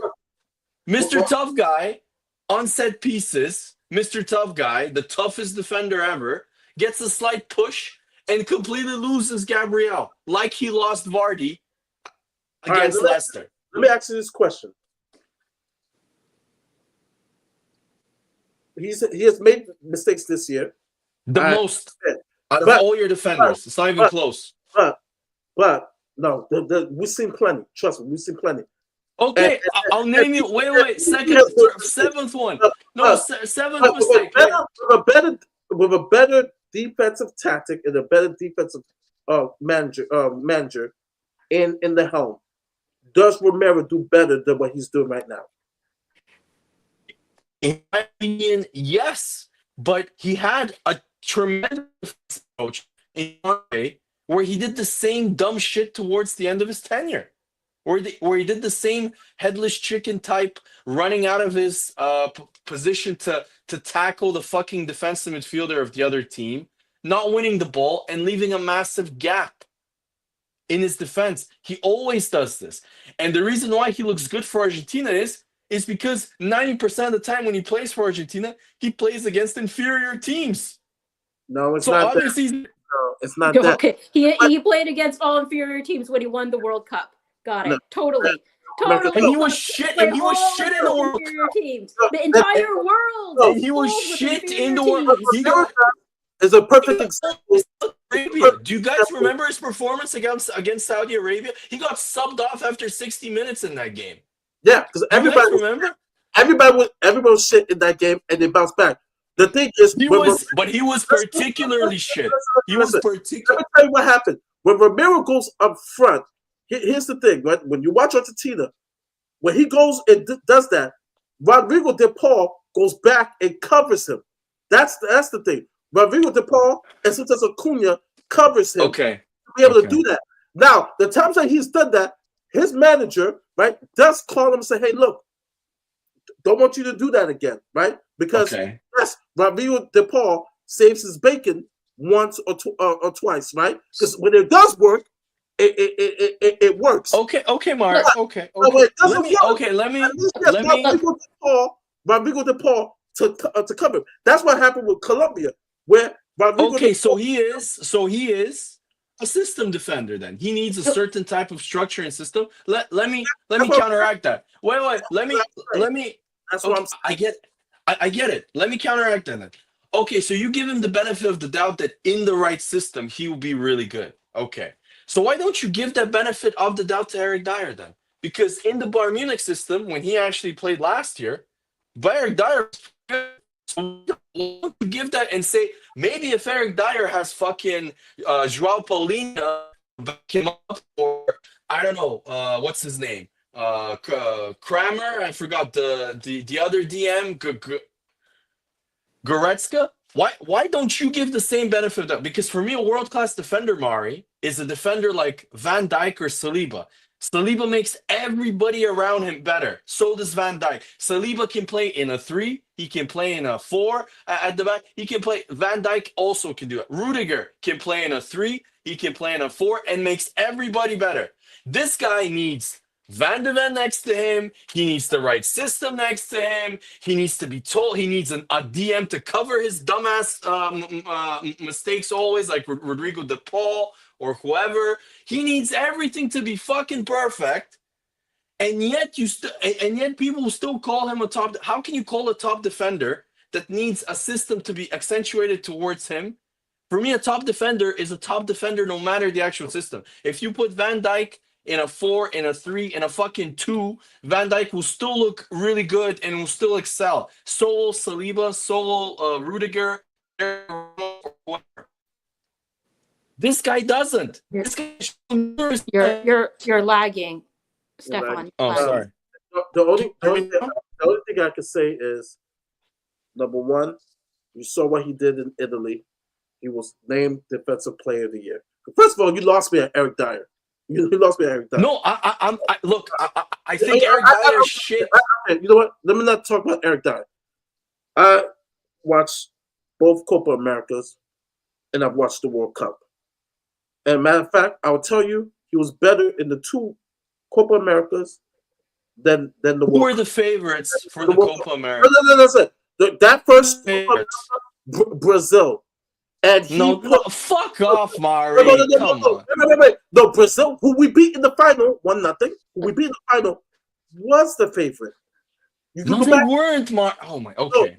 No, Brazil was the favorite. They had Neymar on the team. You're thinking about the last World Cup. I'm talking about the first of nothing. Okay. About Copa America. First Copa America. Okay. First Copa America. This is where his name got stardom, especially in Argentina. He just won Defender of the Year in Atlanta. And even Messi has said it, and even my eyes. But they all say it. All the Argentinian players. All the Argentinian players say it. He was named to the best 11 of Copa America because he had a great Copa America. Actually, that was his best performance out of all 3. That first Copa America, and we're like, wow, Romero has really put his name on the map. In the World Cup, he was okay, right? Because he had that bad game against Saudi Arabia. He was okay. He had a bad game. He had a bad game in the final. Mbappe destroyed him. I'm about to drop the mic right now. You know why? Because you know what? Go replay it. And what people don't understand, Muniani, that wonderful save by Martinez. Martinez. You know where the ball goes to? And you know who's standing right there? Mbappe for a rebound. But who clears that? Who clears that ball out? Romero. Mari. What about the 3 goals? What about the 3 goals? Mbappe skinned him. Romero's not there. Mbappe puts it in. Oh my God, Mari. He scored.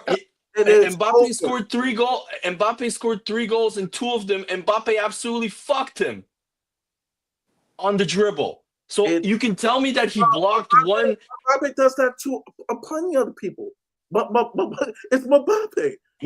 Okay, but you're telling me that he had an amazing game. He didn't, because Mbappe destroyed him a number of times where he scored a goal as a result. And here's the fun thing, and this is where I get people in regards to world class, and then we're gonna move it along. Where I get people world class. Not only he was named, because he wasn't named to the top 11 for the World Cup, but both Copa Americas he did. And I rate Gabriel very well. But for some reason, when this guy puts on, and this is why we have very few world-class defenders, because I'm very strict. When Gabriel puts on that Brazil jersey, and you could call all my Brazil friends, where is the Gabriel of Arsenal? Where is he? Where? Same with Vinicius. Where are you? Okay. That's what you want. And even Van Dijk for Netherlands. I even say for Kevin De Bruyne. There's Kevin De Bruyne for Manchester City. There's Kevin De Bruyne. Still good. Van Dijk and De Bruyne. I know they're not the same level as. And there's a Van Dijk for Liverpool. Okay. I grew up at the time when I see Zidane for Juventus, he plays great for France. When I see Maldini for AC Milan and Italy, there's not a drop off. It's the same player. Very few players are like this in the world. Okay, but then I can argue about Romero. But then I can argue. But wait, Mark. I can argue about Romero that there is a drop off because his club form, compared to his international form, is nowhere near. And you gave the example. And let me drop the mic. You gave the example of the drop in form of Gabriel and Vinicius for Brazil, right? They play for a dysfunctional team at the moment. The Brazil team has been the weakest it has been in 30 years. Okay. Yeah, okay, but they're not but they're not the formidable Brazil team of 20 years. That's my point. But wait, let me rebut you. When Spurs are in crisis, who is one of your worst players? Usually. That 6-0 defeat away to Newcastle. One of your worst players was Romero. This season, where your season has been a complete shit show.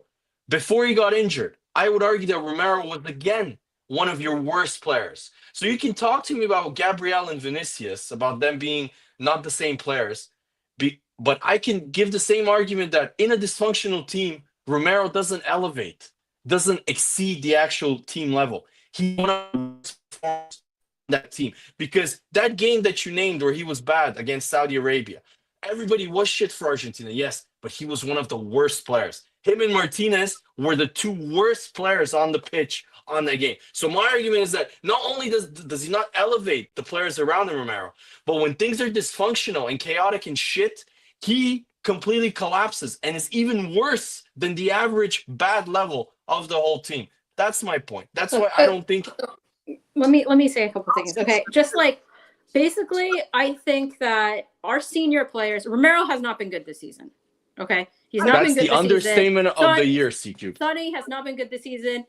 Basically, nobody should be defending any players based off of this season.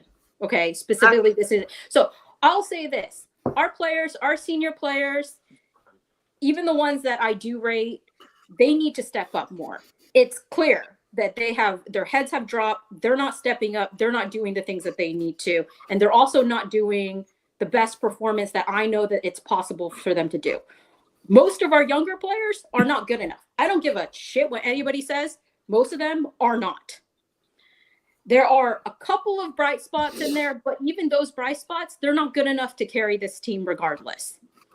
Those little bright spots of like a Mikey Moore, he's too young. He's not carrying this team, is what I'm talking about. And suicidal football. That's all there is to it. But you know what? I don't really care about any of that stuff. Whether you're Anjin or you're Ange out, I don't care. I'm fine with you being Anjin, Ange out, whatever. The only thing I care about is everybody pointing at the board and Levy right now. That's the only thing I care about. So I just wish that our fan base could just, yes, players not good enough. Yes, maybe, you have a problem with Ange. But I wish that all of our fans would finally, for once, actually hold our owner and our board accountable. And note that whether you agree with some players stepping up or not, or whether or not you think that our players are good enough, or whether or not you back Ange or you don't back Ange, that you could actually, for once, put all of that aside and know that the problem starts with Levy and ends with Levy because he's responsible for all of it. And I think that is the most important thing.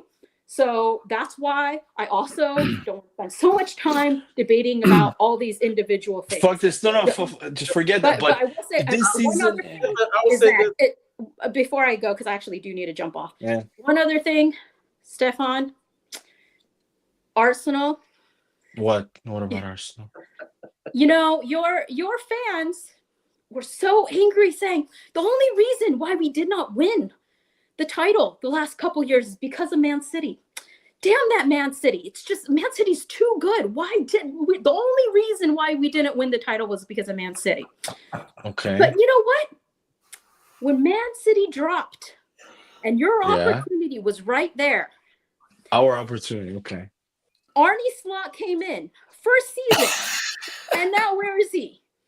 So, that's completely true, CQ. No, Arnie Slot start. Where are your fans We're at second. now? I'm just saying because you know what? I just hope that you guys just keep trusting that process because that process, that's going to really pay off. One of these days, I'm sure it's going to really, really pay off. Anyways, I got to go.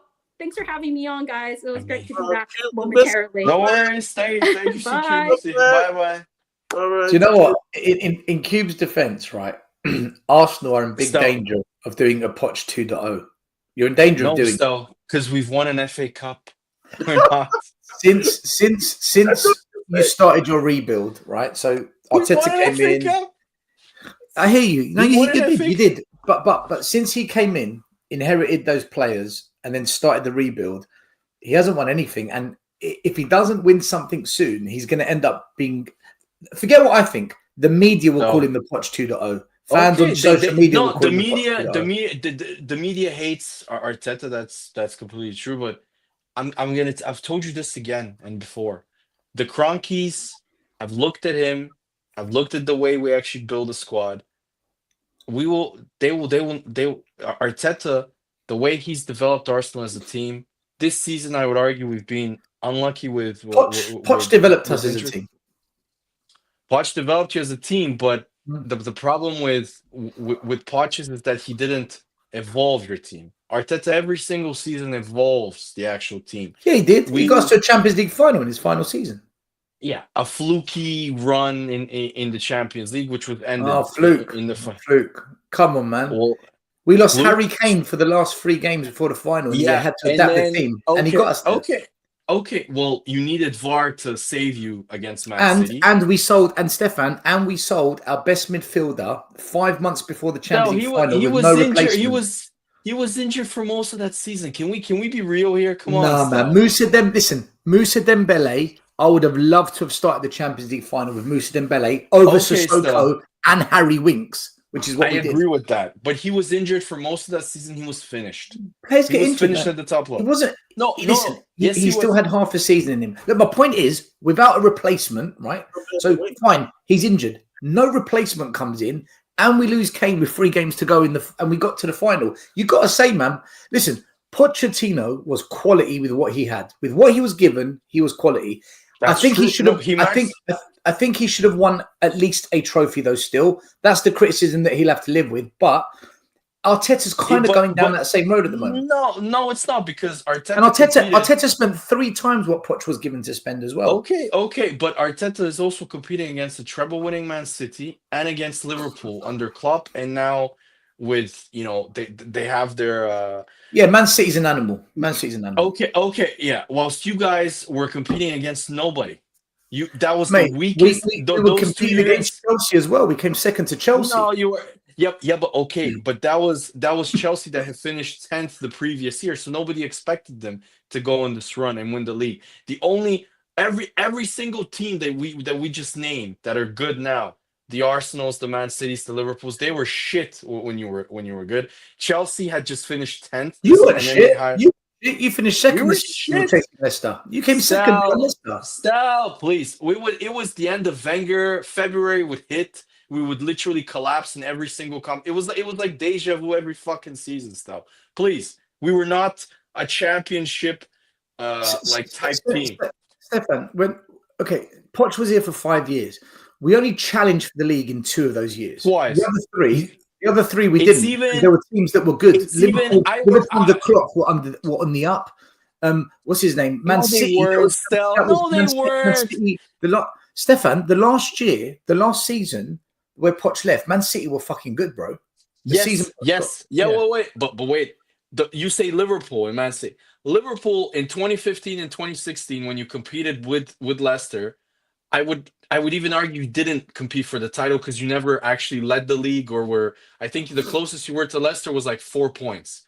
And then the second season, when you supposedly competed against Chelsea, also those 2 seasons, Liverpool finished 4th, so they weren't the only reason this elite level team. We were unlucky this season. Leicester won the league, Stefan, because that season. So why are we not unlucky this season, stuff?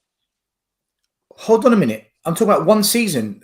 I never said all 5 we were unlucky. That Leicester season, we were unlucky for 3 reasons. One, why were you unlucky?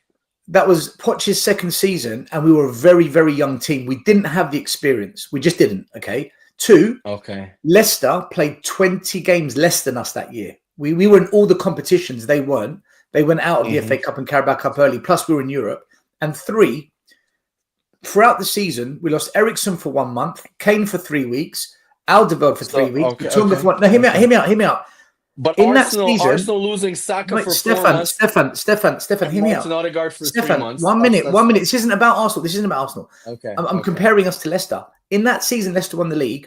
Their best players were Vardy, Mahrez, Schmeichel, N'Golo Kante, and there was one centre back. Who was that big lump they had at the back? Morgan, Wes Morgan.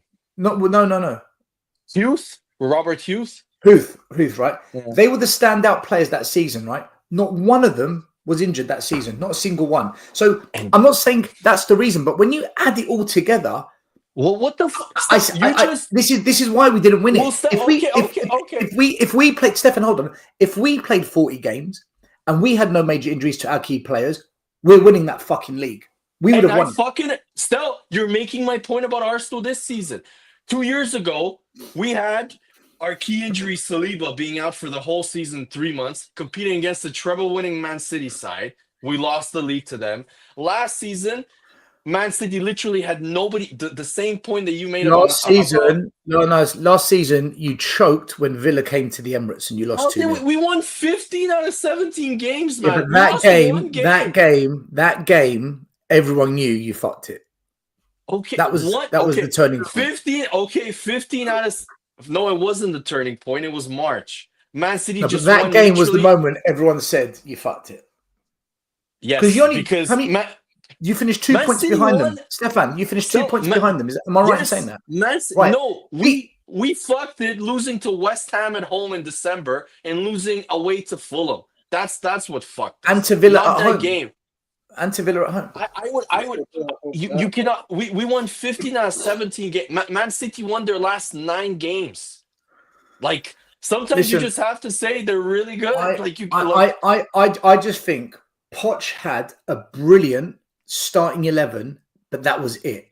Whereas I look at Arsenal, the last 2 years, I think you've got a really good starting 11 plus a really good 4 or 5 to come off the bench. Whereas we never had that bench. We never ever had it. Never. And I think when you play lots of games, Carabao, FA, Europe, Premier League, I disagree. You need the bench. We've never had, even now, right? Even now, we don't have the bench. We still don't have the bench. But still, those seasons again. Loads of kids, loads of children. Okay. But those seasons, I remember games where you were in top form and you went to the semi-final of the FA Cup and you lost 4-2 to Chelsea. Yeah, because Stefan, at 2-2, the game's tight. It's anyone's now, and at that moment. They brought on Hazard. No, they brought on Kovacic. Yes, and they brought on one other top player. No, still he played Son. He played Son at fullback. Don't give me this. That is the weak man's analysis excuse. This is the cold reality, Stefan. This is the reality.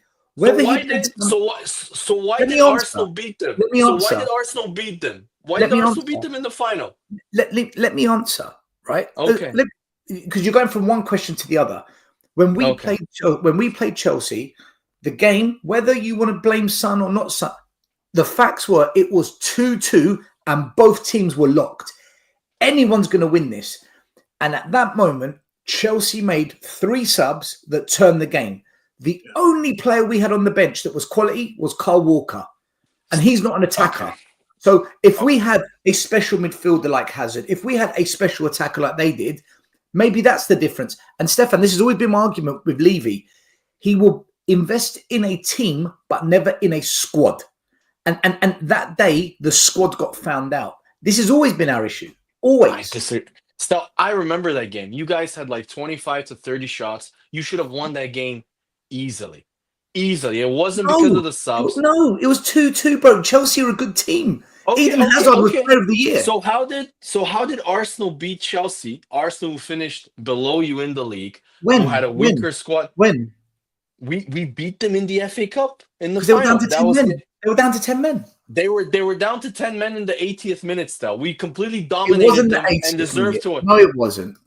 It was like the 75th or something. What year did you win it? What year did you win it? That was I think 2017, I think. Yeah, 2016-17. Was this Arteta's year? No, that was your best season in the Premier League, where you finished second. Sorry. When are we going back to? What year are we going back to? We're going back because we're talking about the semi-final loss to Chelsea. I thought you beat Chelsea in the final under Arteta. We did beat, but that was a different Chelsea. I'm talking about because you're making the excuse that we didn't have the squad to beat Chelsea in that semi-final. But this cup final that you're talking about, when you beat Chelsea, who was the manager? Yeah. Arsene Wenger. Right, hold on. Let me go back to it. Right 2016, 2017. I'm gonna find it. Hold on. you lost to Chelsea 4-2. Arsenal beat Man City No. Hold on. in the No, semi-final. Stefan. No. We lost to Chelsea 4-2 the year you won the final. Yeah. That's what I'm telling. So I'm asking you. Arsenal finished that year. Arsenal finished 5th. No. You're right. Right. No, it wasn't. It was under Yeah, Poch. So who would have been? It would have been Wenger. Arsenal finished 5th. They finished, I think, 12 or 13 points. Was that when below Alexis Spurs. Sanchez scored the winner? Yeah. No. Yeah. He scored the winner against Man City, and then he scored the winner. I mean, the final against Chelsea, we completely deserved. Forget the red card. We dominated them. We should have won the game. 2-1 was flattering. We completely deserved to win the game. We completely deserved. Like That was the year Chelsea won the league, wasn't it? Yeah, that was the year. So in terms of, but that was your best season, and you were far ahead of Arsenal in the league. You were a better team. Hold on. So how minute. do you explain Arsenal beating I'm going Chelsea? to it. 1 minute. So you won it in 2017. 2017 FA Cup. FA Cup win 2017. Right. Let me get the squads up. Oh, I got to leave in 3 minutes. I got a haircut. You had Mesut Ozil, you had Sanchez, Oxlade-Chamberlain, Mertesacker, Monreal, Spina, Holding, Berlin. Stell, you had Harry Kane, Dele Alli, who was the young player of the year. Ericsson was one of the best midfielders in the league. Okay, Stefan. Right. I'm looking at your bench. Hold on. I'm looking at your bench. On the bench, you had Walcott and Giroud. Now, those players. No, hear me out. Those two players have got goals in them. Not elite level, but they've got goals in them. Stefan, we never had that on our bench. Never. Okay, Stel, go back and check who played at center back for Arsenal in that fucking game.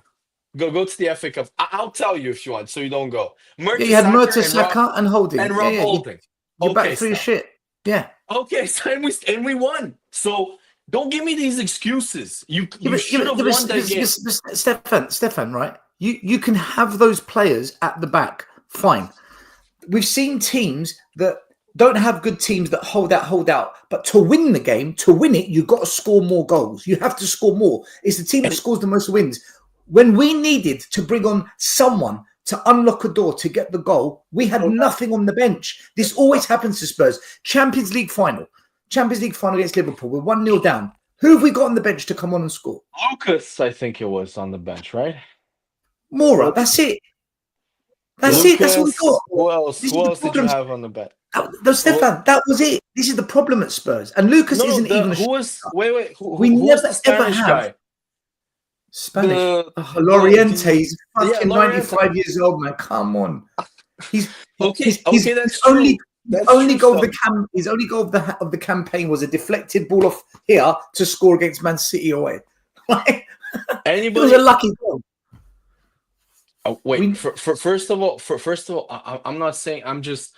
Stefan, look at us now. Stefan, look at us now. Right, look at us now. If we're in a game and we need a goal, right? Who's the player you bring off the bench to goal score? Richarlison. It's fucking Richarlison, man. No, stop. The final thing, because I also me and Mario, but if you look at the mere fact that people just don't go, just to every. If anybody on the channel that is still thinking that Levy, as an Arsenal fan, I hope Levy stays forever. But as an honest, an objective assessment, go and have a look at the Harry Redknapp team, the full 11, the typical 11 they used to play, and go and have a look at the Poch team. You know what? Fuck it. Go and have a look at the Andrew Villas-Boas team that had the most amount of points that didn't get fourth. I think they had 71 points. That was the only time. They had Gareth Bale. He was elite. Yeah. No. Even just go and look at those teams and compare it to today's team. I would argue that over 80%. Look at the competition back then. No, but still forget that you didn't have as much money. You didn't have the big stadium. You didn't get 70. Man City weren't what they are back then. But you still had good scouting. 70% to 80% of Harry Redknapp's team absolutely bosses the current team. All right, let me tell you my thinking on this. Stefan, let me tell you my thinking. And this goes, Murray, if you want to go, I'll finish the show. Don't worry. You need to go. Right? Thank you guys for birthday wishes. Go and get my birthday haircut. Happy birthday, man. Enjoy. So let me just finish my point. You can go. Not one player that in the current squad gets into the Poch team, and that includes the aging son. Not one player gets into the Poch team. And go and look at the Andrew Village Boas team that also had some really good players. Not one player gets, I would say 70 to 80% of the combined 11 between the Andrew Village Boas team and the current team are from the AVB team. That should tell you everything you need to know about the squad. And you know what's even funnier? Go and have a look at the Juan de Ramos team that won the League Cup. I would argue more than 50% of the players from that team are better than your current team. So everything you guys defend Levy about his financial spreadsheets. I don't defend Levy. BS. I do not defend Levy. No, I'm talking about anybody in the chat who continuously tells me that he's put the club in a better place and stuff like that. Not the football club. Your players are worse. Even your young players. Back in the day, you always used to buy some like... Stefan, right, listen, let me explain my position on Spurs under Levy regarding the managers. I think once in every blue moon, an anomaly can happen where something that shouldn't happen happens. For example, Wigan beat Man City in a cup final. Portsmouth beat Arsenal in a cup final. Spurs beat Arsenal in the cup final? Birmingham City. The League Cup, yeah. Spurs beat Chelsea in a cup final, a bloody good cup final under Juan de Ramos. So even Spurs have had that luck. Once in a while, a bit of luck comes along and you take it. It's just a freak. But 95% of the time, the team with the best squad tends to be the team that wins the trophies. And my criticism with Spurs is we've never given any manager a squad. We've given them good teams. There's a good 8, 9, 10 players on the pitch. But if anyone gets injured, if there's any international duty that comes up, African nation, Asia Cup, England, whatever, or if anyone gets suspended, we never have the quality to come off the bench and just take over the situation. We go to shit. And this is the drop-off because we never invest in quality for a squad. We invest in quantity for the squad, and quantity is not quality. He does this to everyone. And to be fair to Ange, he's done it to Ange as well.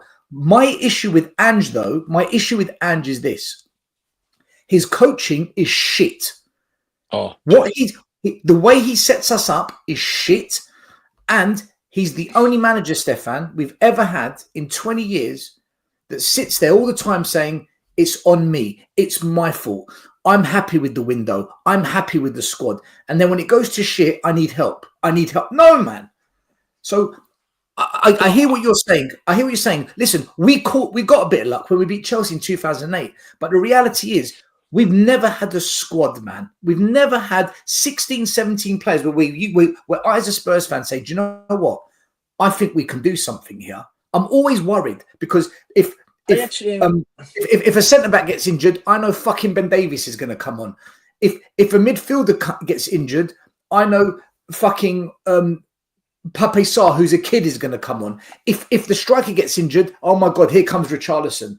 If Son gets injured, oh my God, it's Timo Werner. Here comes Timo Werner. Stefan, it's bullshit. I completely agree. I completely agree with you. Ange accepts it. Ange has accepted it.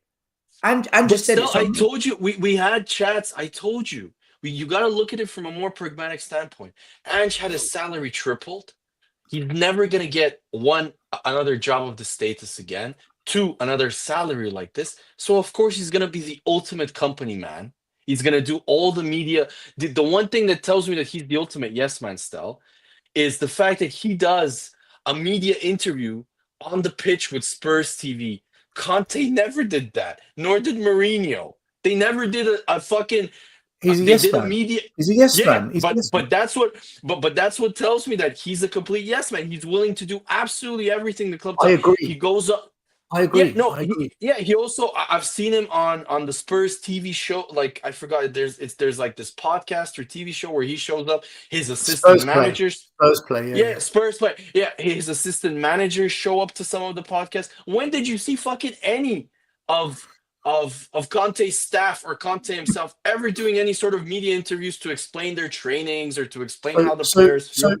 So what that has done is it's sucked in our fan base who are gullible and they can't independently think for themselves and they just feed into the media. And what our fan base do is, but look at Ange, he wants to be here. He wants to be one of us. That's great. But if you're shit, I don't want you here, right? You know, if you're not good at your job, of course you want to be here because no one else is going to give you a job. The thing that's confused me is not only do the fans absolutely blow Ange, the media loves him for some apparent. I to this day am befuddled to the fact as to why the media likes him. Whenever he loses, he's the biggest prick to reporters and to journalists. Acts like a complete asshole to them every single time. Is dismissive. Always looks down on the ground, which is, in my opinion, again, terrible look. Whoever does his PR needs to tell him, can you stop looking at the fucking ground while doing an interview? You look terrible. It looks terrible. And they continuously defend him. I think they continuously defend him still because they pity him. That's my only theory. Stefan, I'll be honest with you. Whether he looks up at the camera or down, it doesn't bother me. That stuff, I think fans are just being picky now. Like where he looks, I don't care. What do you mean, still? If okay, I'll give you an example. Do you have a business? Yes. Okay, still, you're doing a fucking job interview.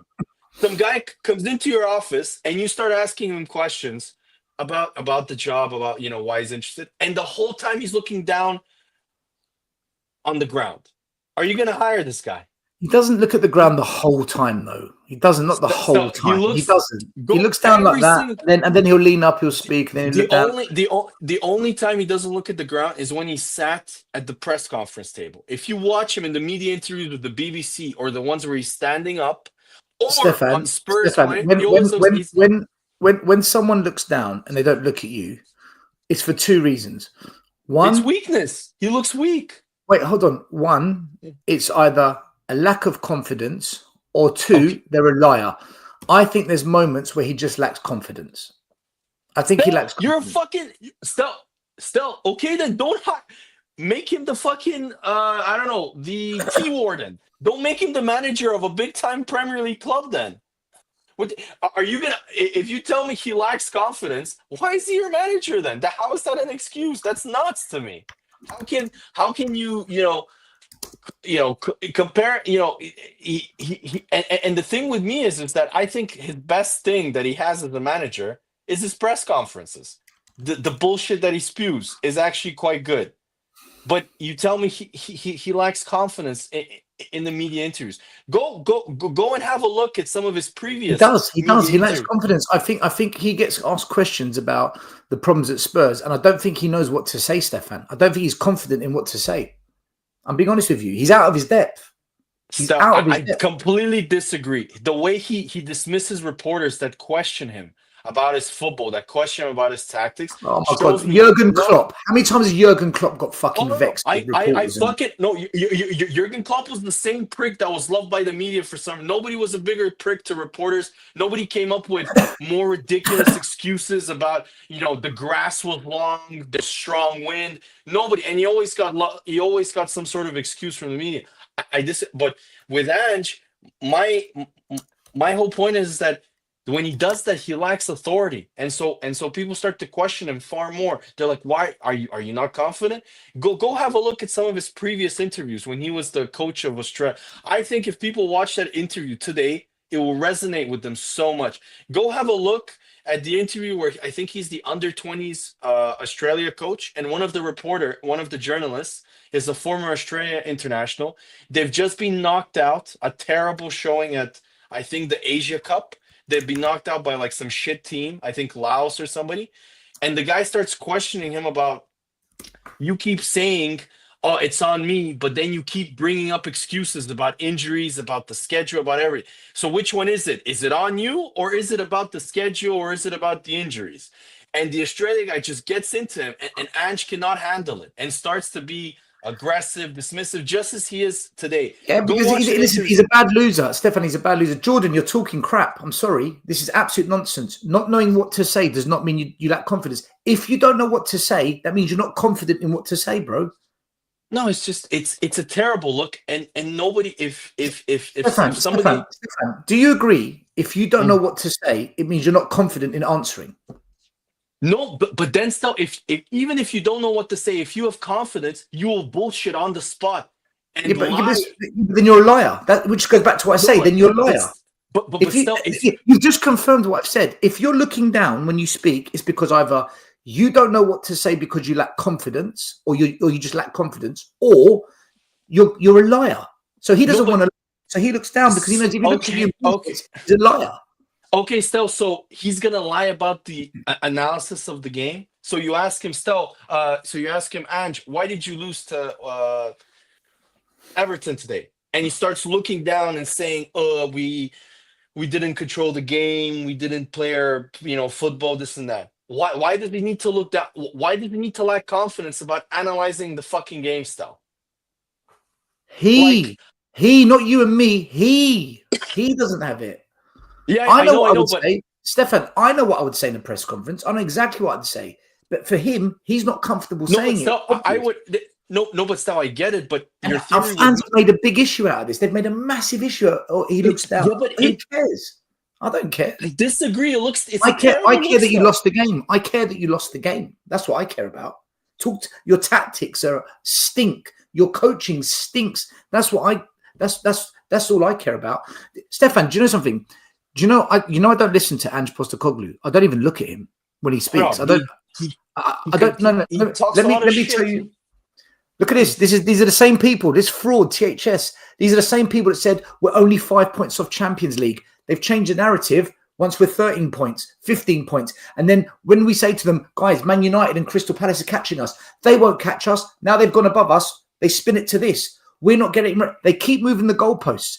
They keep changing the goalposts to defend. They don't support Spurs. They don't support Spurs. They support Ange. They support the manager. I've never seen it, though. It's like a cult. They want to see us relegated. Stefan, they want to see us relegated just to say, but we had to back him. We had to see it to the end. Still, I remember when Poch got sacked. I remember watching some interviews on Sky Sports, and fans were like, yeah, this was the right time to... I was shocked. I was like, this guy for 4 years has put you at such a level without any money compared to the other teams. Okay? And at his first difficult spell, apart from his first season, you immediately just stab him in the back and say, oh, he should have been...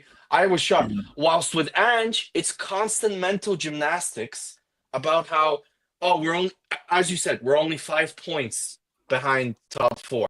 Then it was 10 points. Then now it's moving the goalpost to, okay, we're shit in the league, but we're in the semi-final of the League Cup. We're still in the FA Cup. We're still in the Europa League. We're still in the Cups now. Now the league is forgotten.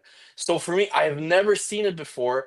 Is it the trauma of Conte, who dismissed your club, who continuously belittled your club? Is that the reason why now they're ultra defensive about Ange? That's my only theory.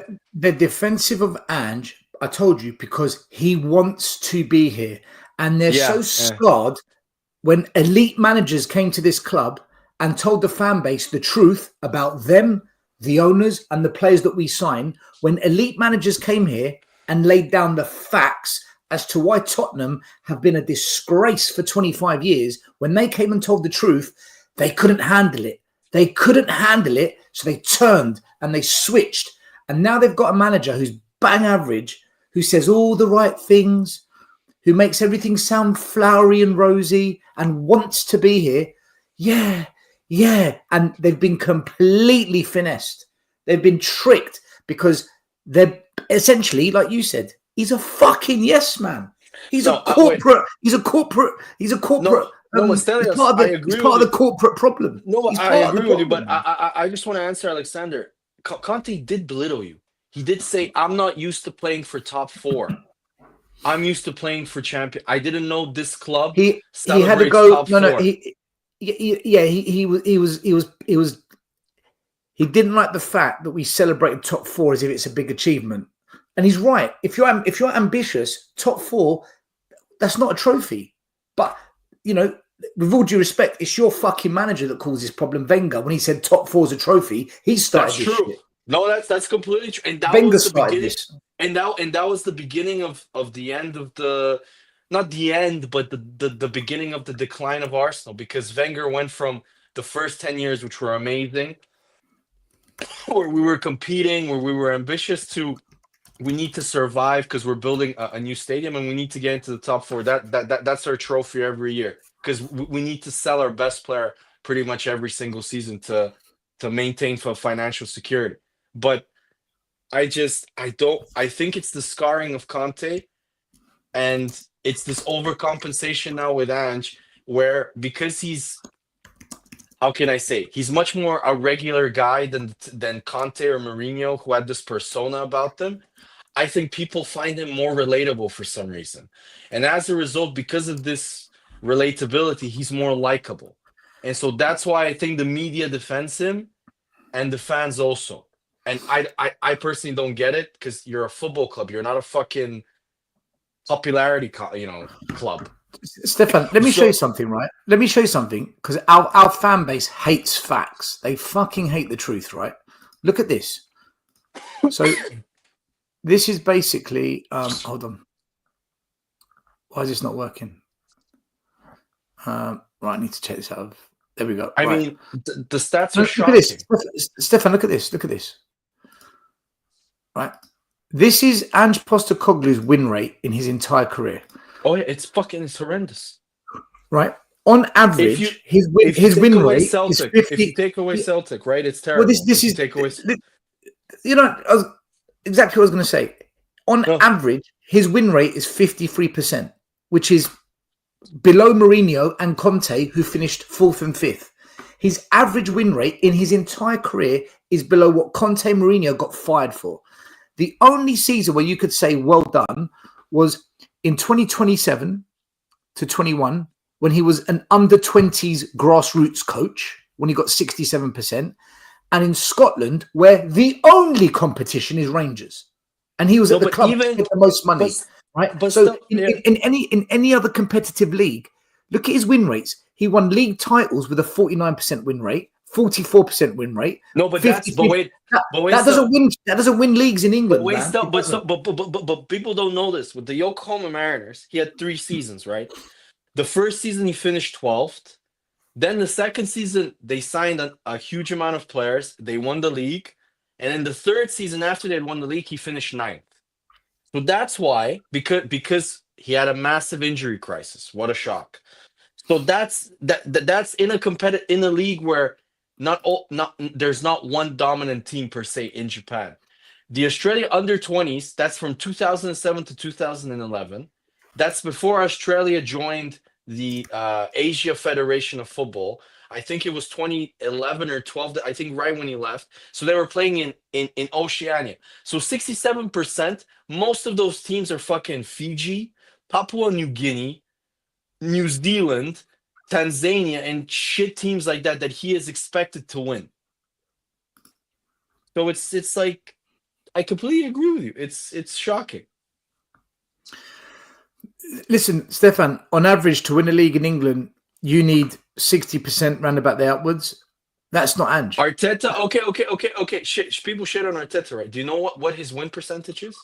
Arteta's? No. 63% overall. It's higher than Wenger and higher than George Graham. That's why you come second every year, because you've got that high win rate. Yeah. Now with Liverpool and City over the last 6 years, the win rate needed has gone up even higher, because they're getting over 90 points up to 100 to win the league. It's crazy now. But the point is, Ange in his career has never hit those win percentages. Never, except for when he was at Celtic, when there was only one competitor. Now you've got Chelsea, Arsenal, Man City, Liverpool, even Newcastle and Villa. This guy's not it, man. He's not it. Forget those, Stel. You're behind Bournemouth. You're behind Fulham, Brighton. You're behind fucking Brighton.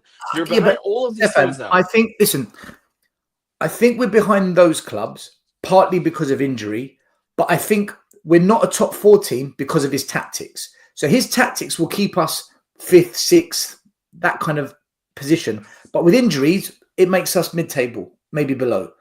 But I honestly think, I go on. honestly think, looking at your squad style, if you maximize that squad, I know he got 5th last year. I thought he was very lucky because a lot of teams dropped. I honestly think on a paper, No, he wasn't if you look lucky. on No, he paper, wasn't. He wasn't lucky, Stefan. he It's because was we had still. one. No, Stefan. It's because we had one game a week. No. Yeah, but he also, because you started so well that you had a massive gap between the teams. So when you dropped, you were only, if you look at it, if you had fucked up more, if you hadn't won in those first 10 to 15 games as much, if you hadn't started that well, you were only 2 points away from 7th. So all it took was one screw up of a game, and you would have finished 7th. And for me, if I look at your squad on paper, Stel, I think you're the 7th to 8th best team in the league. I think Arsenal have a better team, Man City, Liverpool, No, I think Stefan, I Chelsea. disagree. I think a fully fit Spurs squad, we're better than Fulham, we're better than Bournemouth, we're better than Brighton. Yeah, but I'm going to name you the 6 teams that are ahead of you. Villa, we're probably there or thereabouts. No, But you know what? they're better than. Still, they had a better bench than us on Sunday. Stefan, when we had a fully fit team, we battered Villa at home 4-1. Yeah, but you get these anomaly results always. We did it last year, Stefan. We beat them 3-0 last year as well. I know. Okay, maybe you're Villa's bogey, but I'm talking about squad No. wise. I think Spurs and Villa. I think we are slightly just ahead, but Arsenal's ahead of us. City's ahead of us. Liverpool's ahead of us. Chelsea, Newcastle. I think Newcastle fully fit because they've got a better manager. Eddie Howe's better than Ange for me. No, but that's what I'm talking about. On paper, I think you're the 7th or 8th best team. No, I think 5th or 6th. You're not, Stel. Yeah, we are. Stefan, do you think we've got a better squad than Nottingham Forest? Come on, man. You shouldn't even be thinking about that. A better squad.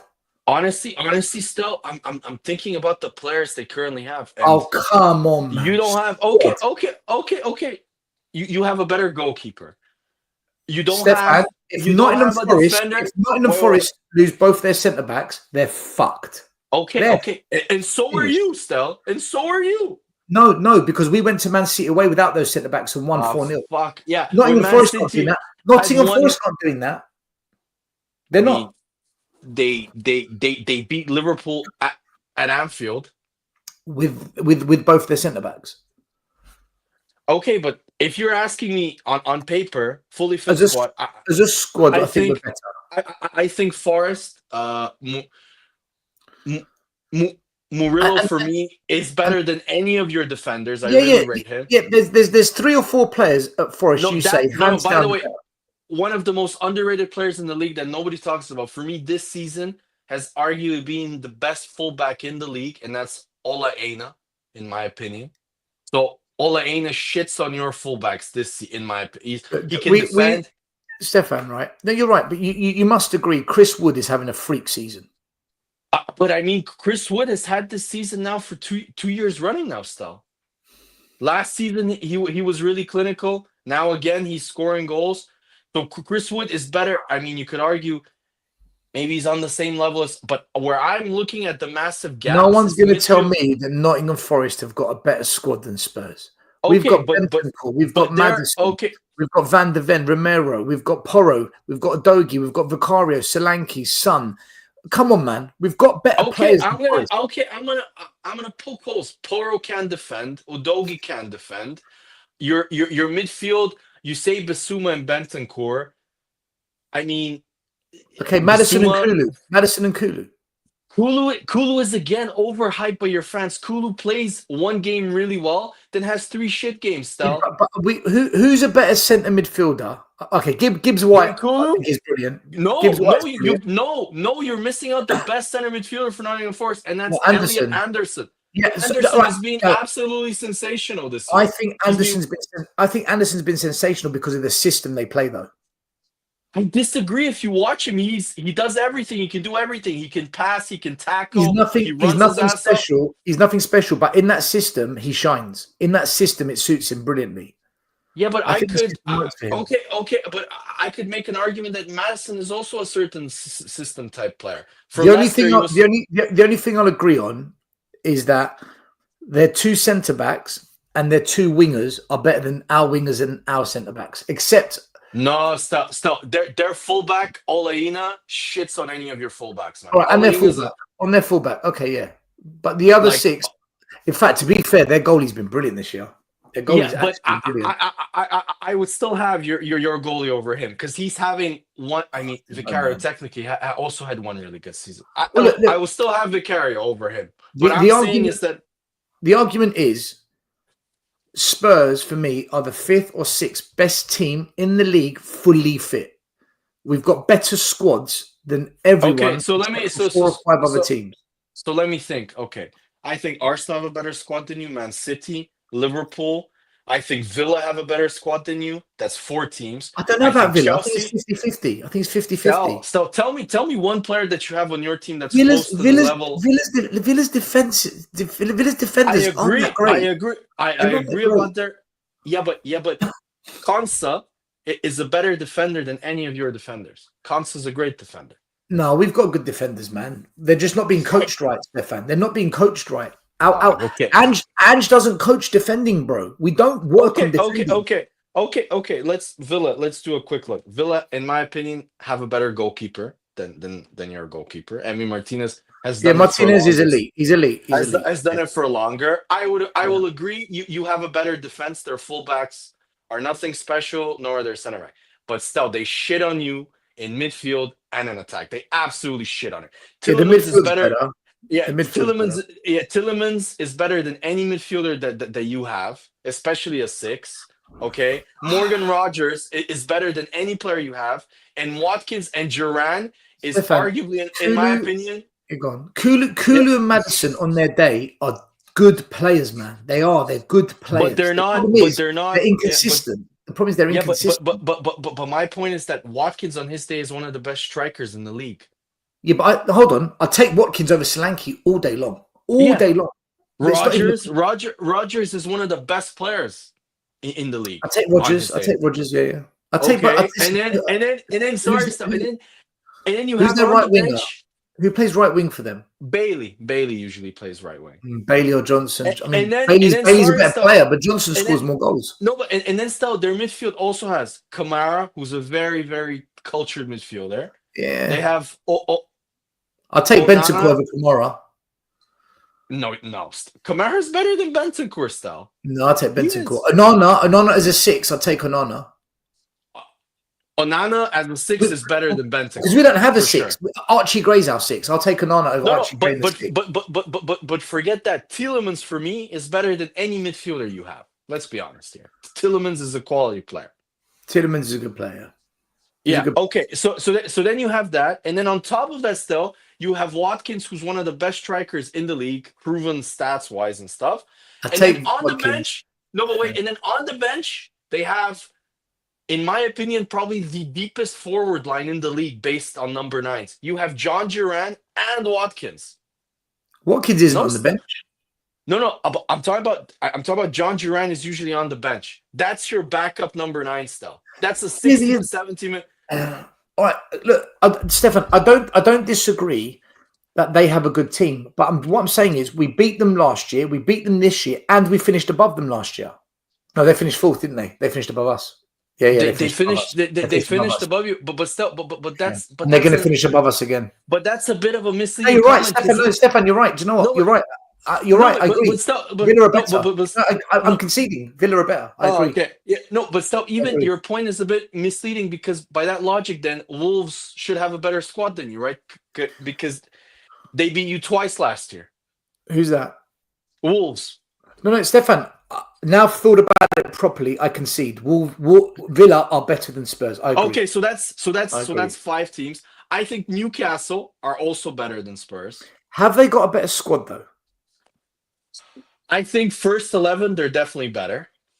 Goalkeeper, I'll tell you what. Their midfield 3 of Guimaraes, Tonali, and they arguably have Joe the Linton's best. better than ours. I would I would In take fact, their Arsenal's midfield. their front three's better as well. They've Look, got I'm better a bit front three. biased. I'm a bit biased. I think Isak, Arsenal's Harvey midfield. Barnes. I'm a bit biased. I think Arsenal's midfield is the best in the league and most balanced, but their midfield is definitely like The up thing is there. with Spurs. The thing is with Spurs, Stefan. We're really, really good. As in, we are really good when everyone's fit and we're allowed to play the way we want. When we have injuries and we're not allowed to play the way we want, we're fucking shit. Like, we are horrendous. With Spurs, there's no middle ground. It's black or white. It's either wow or you lot are shit, man. That's the problem. There's no balance. There's no balance with this manager. It's do or die. It's glory. It's glory or devastation. No, There's I no think middle. I think Ian said it in the best way possible. It's 95% the manager because of his shit tactics, his shit coaching, just out of his depth, completely not competent enough for the Premier League. But the 5% is also, I think the players are not as good as I think you think, or the fact Kulusevski. That's not what Ian said. That's not what Ian said. Ian said it's 1/3 Levy, 1/3 manager, 1/3 players. He blames them all. Okay. Well, for me, it's I think he weighted more towards Levy than the manager, and then the players got the least amount of. No, for me, it's 90%, 95% Ange because of that. But the other 5 is I think Madison is extremely overrated. I think he's really soft. I think he's a talented player, but Wayne said it perfectly and got Madison spot on. He said when everything is going great, Madison looks like one of the best players in the league. When everything goes to shit, he disappears completely, and that is exactly what happened. You know what Leicester fans call Madison? They call him the third. He's 1/3 because he good. plays well for one. Yeah. No, he's 1/3 good, 1/3 shit, 1/3 injured. Yeah. Even though this year he's been pretty fit for most of the season, so that's at least a positive. But all these players, Romero, nowhere near as good as Vertonghen or Alderweireld or any of your. Even I would have Dawson over Romero. I would have some of your older defenders also because Romero makes too many mistakes. You overhype these players and you put them on Romero's good. Romero's good, man. He's a good player. Yeah, but you put him on the same. Man. But my objection is you put him on the same pedestal as Saliba and as Van Dijk. He's nowhere near these players. Van Dijk. I disagree. Romero is a good defender, mate. I'm not saying he's shit. I'm saying he is. You guys put him in the same bracket as Saliba and Van Dijk. I've seen Saliba make mistakes this season. I've seen him cost you games. Still, Saliba has been. I've seen him getting sent off and cost you. Romero. Still, arguably this season, Romero has cost you 3 or 4 games. Yes, because Saliba plays for a club that focuses and coaches defending. Romero is in a club that doesn't give a shit about defending. Well, we literally don't care. We don't care. Romero made the same mistakes under Conte towards the end of Conte's tenure. How do you explain that? Does Conte? No. Under Conte, he was rash, and he's calmed down now. That's gone. He's calmed that down. Okay, so then you can argue that he's developed. He's developed under Ange in a positive light. Then you can argue then he's calmed down. But this is the problem, though, Stefan. Porro defensively has gone backwards this season. Udogie defensively this season has gone backwards. Dragusin as a defender this year, he's gone backwards. Romero gone backwards. Van der Ven going forwards, he looks so much better. Defending, he's been suspect. If you look at all of our defenders, Stefan, they've all regressed, all of them. But how is that possible? I mean, okay. So I can read one Spurs defender. One Spurs defender this year that you think has been really good. They've all Spence has been the only one that has looked good. Stefan Spence has been one. Oh no, sorry. Actually, sorry. Ben Davis has been your best defender this year. Oh, did you see him the last game?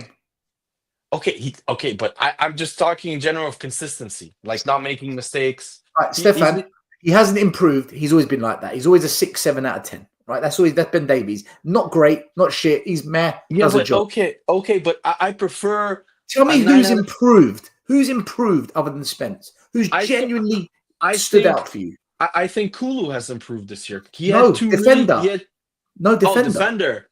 No, nobody. Everybody's gone backwards. And that's my Porro- point. So we're judging Romero in a team where none of the defenders are improving. I don't think that's fair. Okay. If Romero played for Arsenal and he was doing this, I'd agree with you. I'd say, No. Steph, you know what? You've got a point.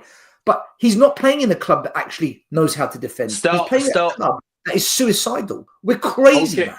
Okay, I'll give you an example. If Romero played like this and made the same stupid, rash mistakes that he does for Spurs, which he has done this season, he's gone still.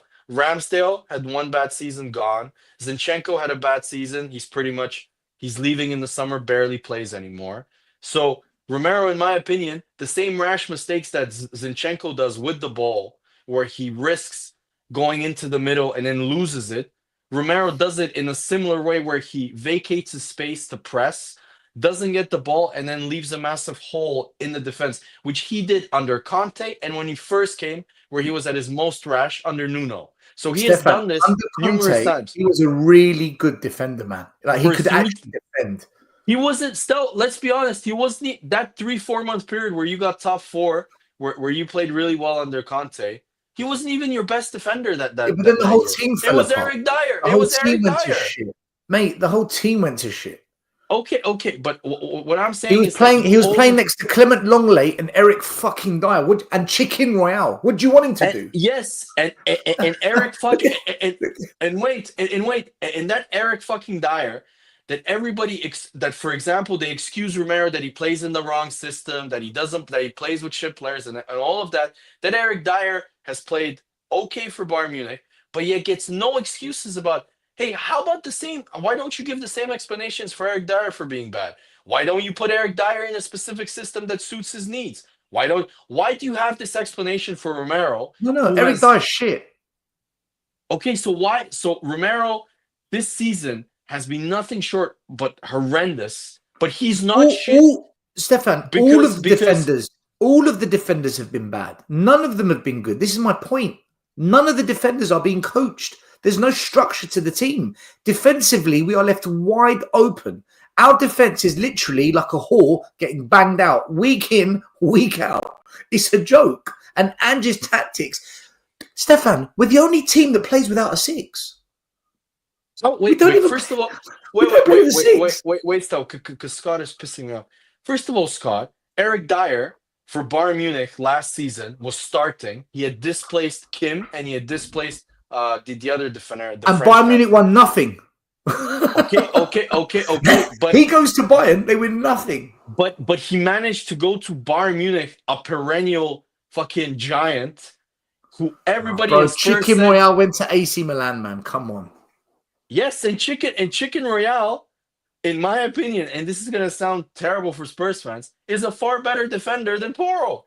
The Milan fans have got a song about him. They cuss the shit out of Chicken Royale.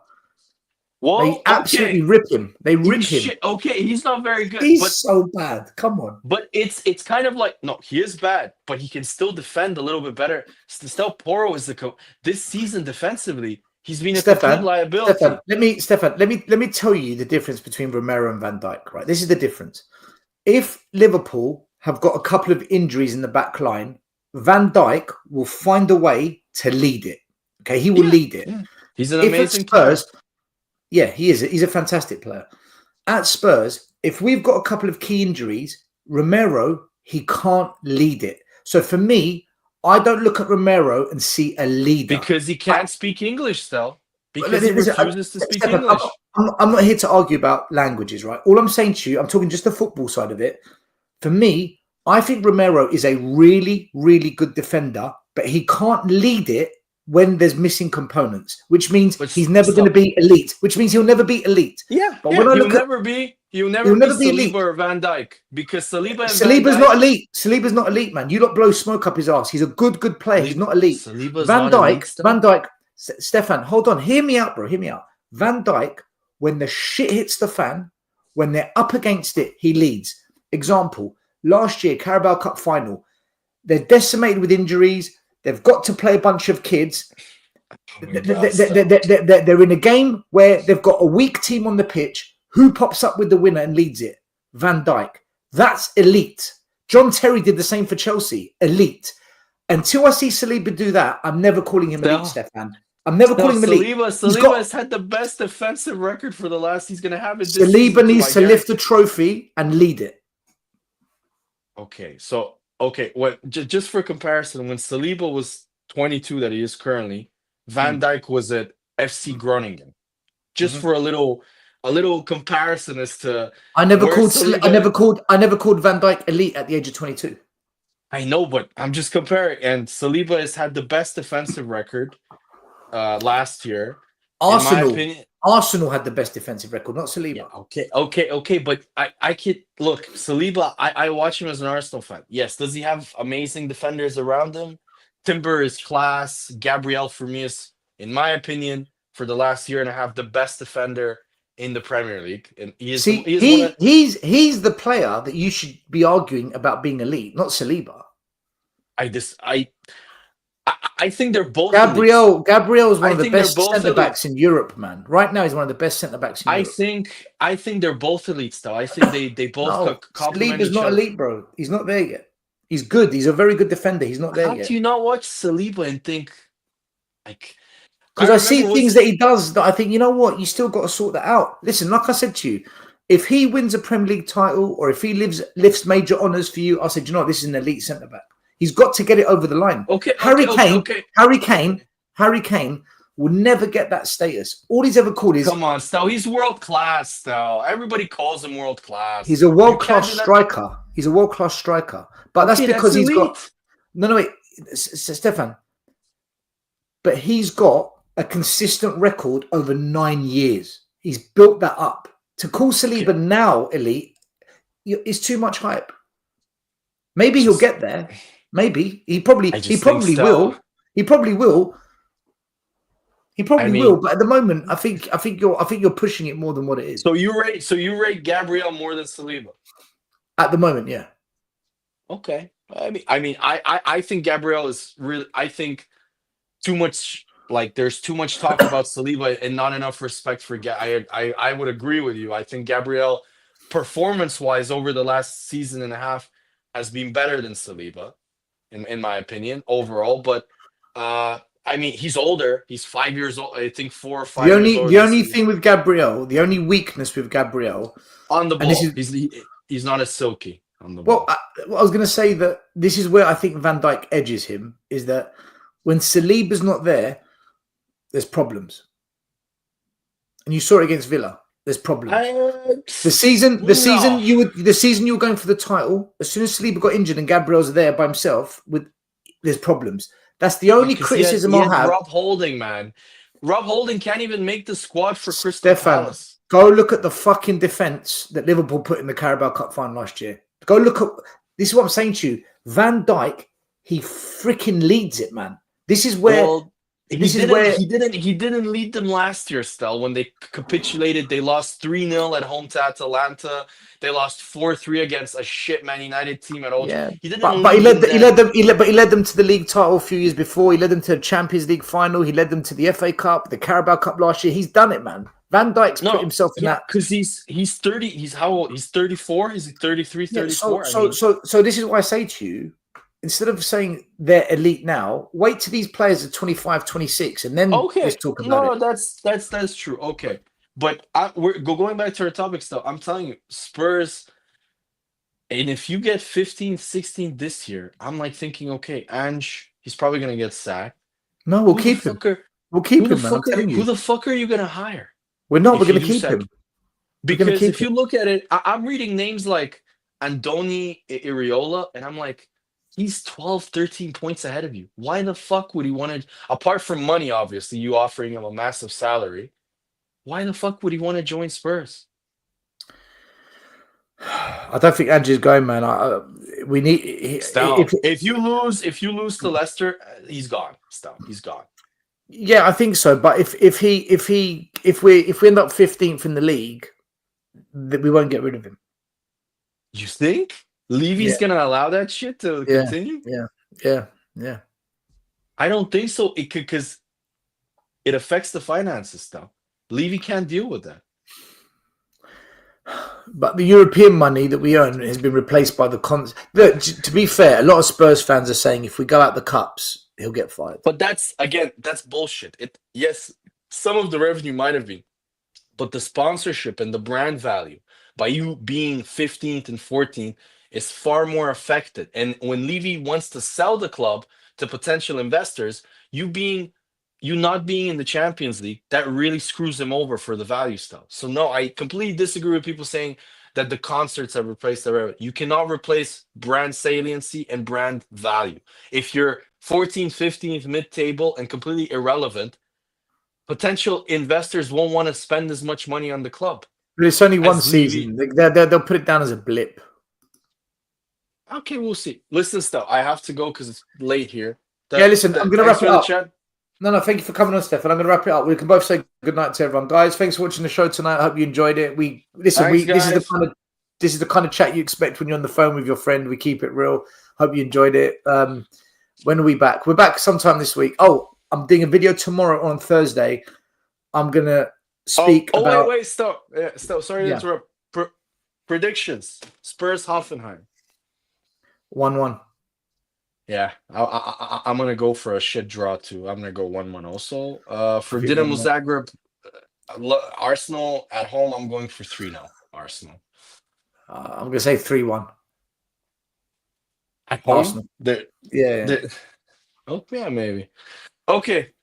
See you guys. Thank you. Thank you, Stal. Have a good one, guys. Cool. Take care, everyone. We'll be back. I'll have a video dropping in the next couple of days. Just check it out. Bye.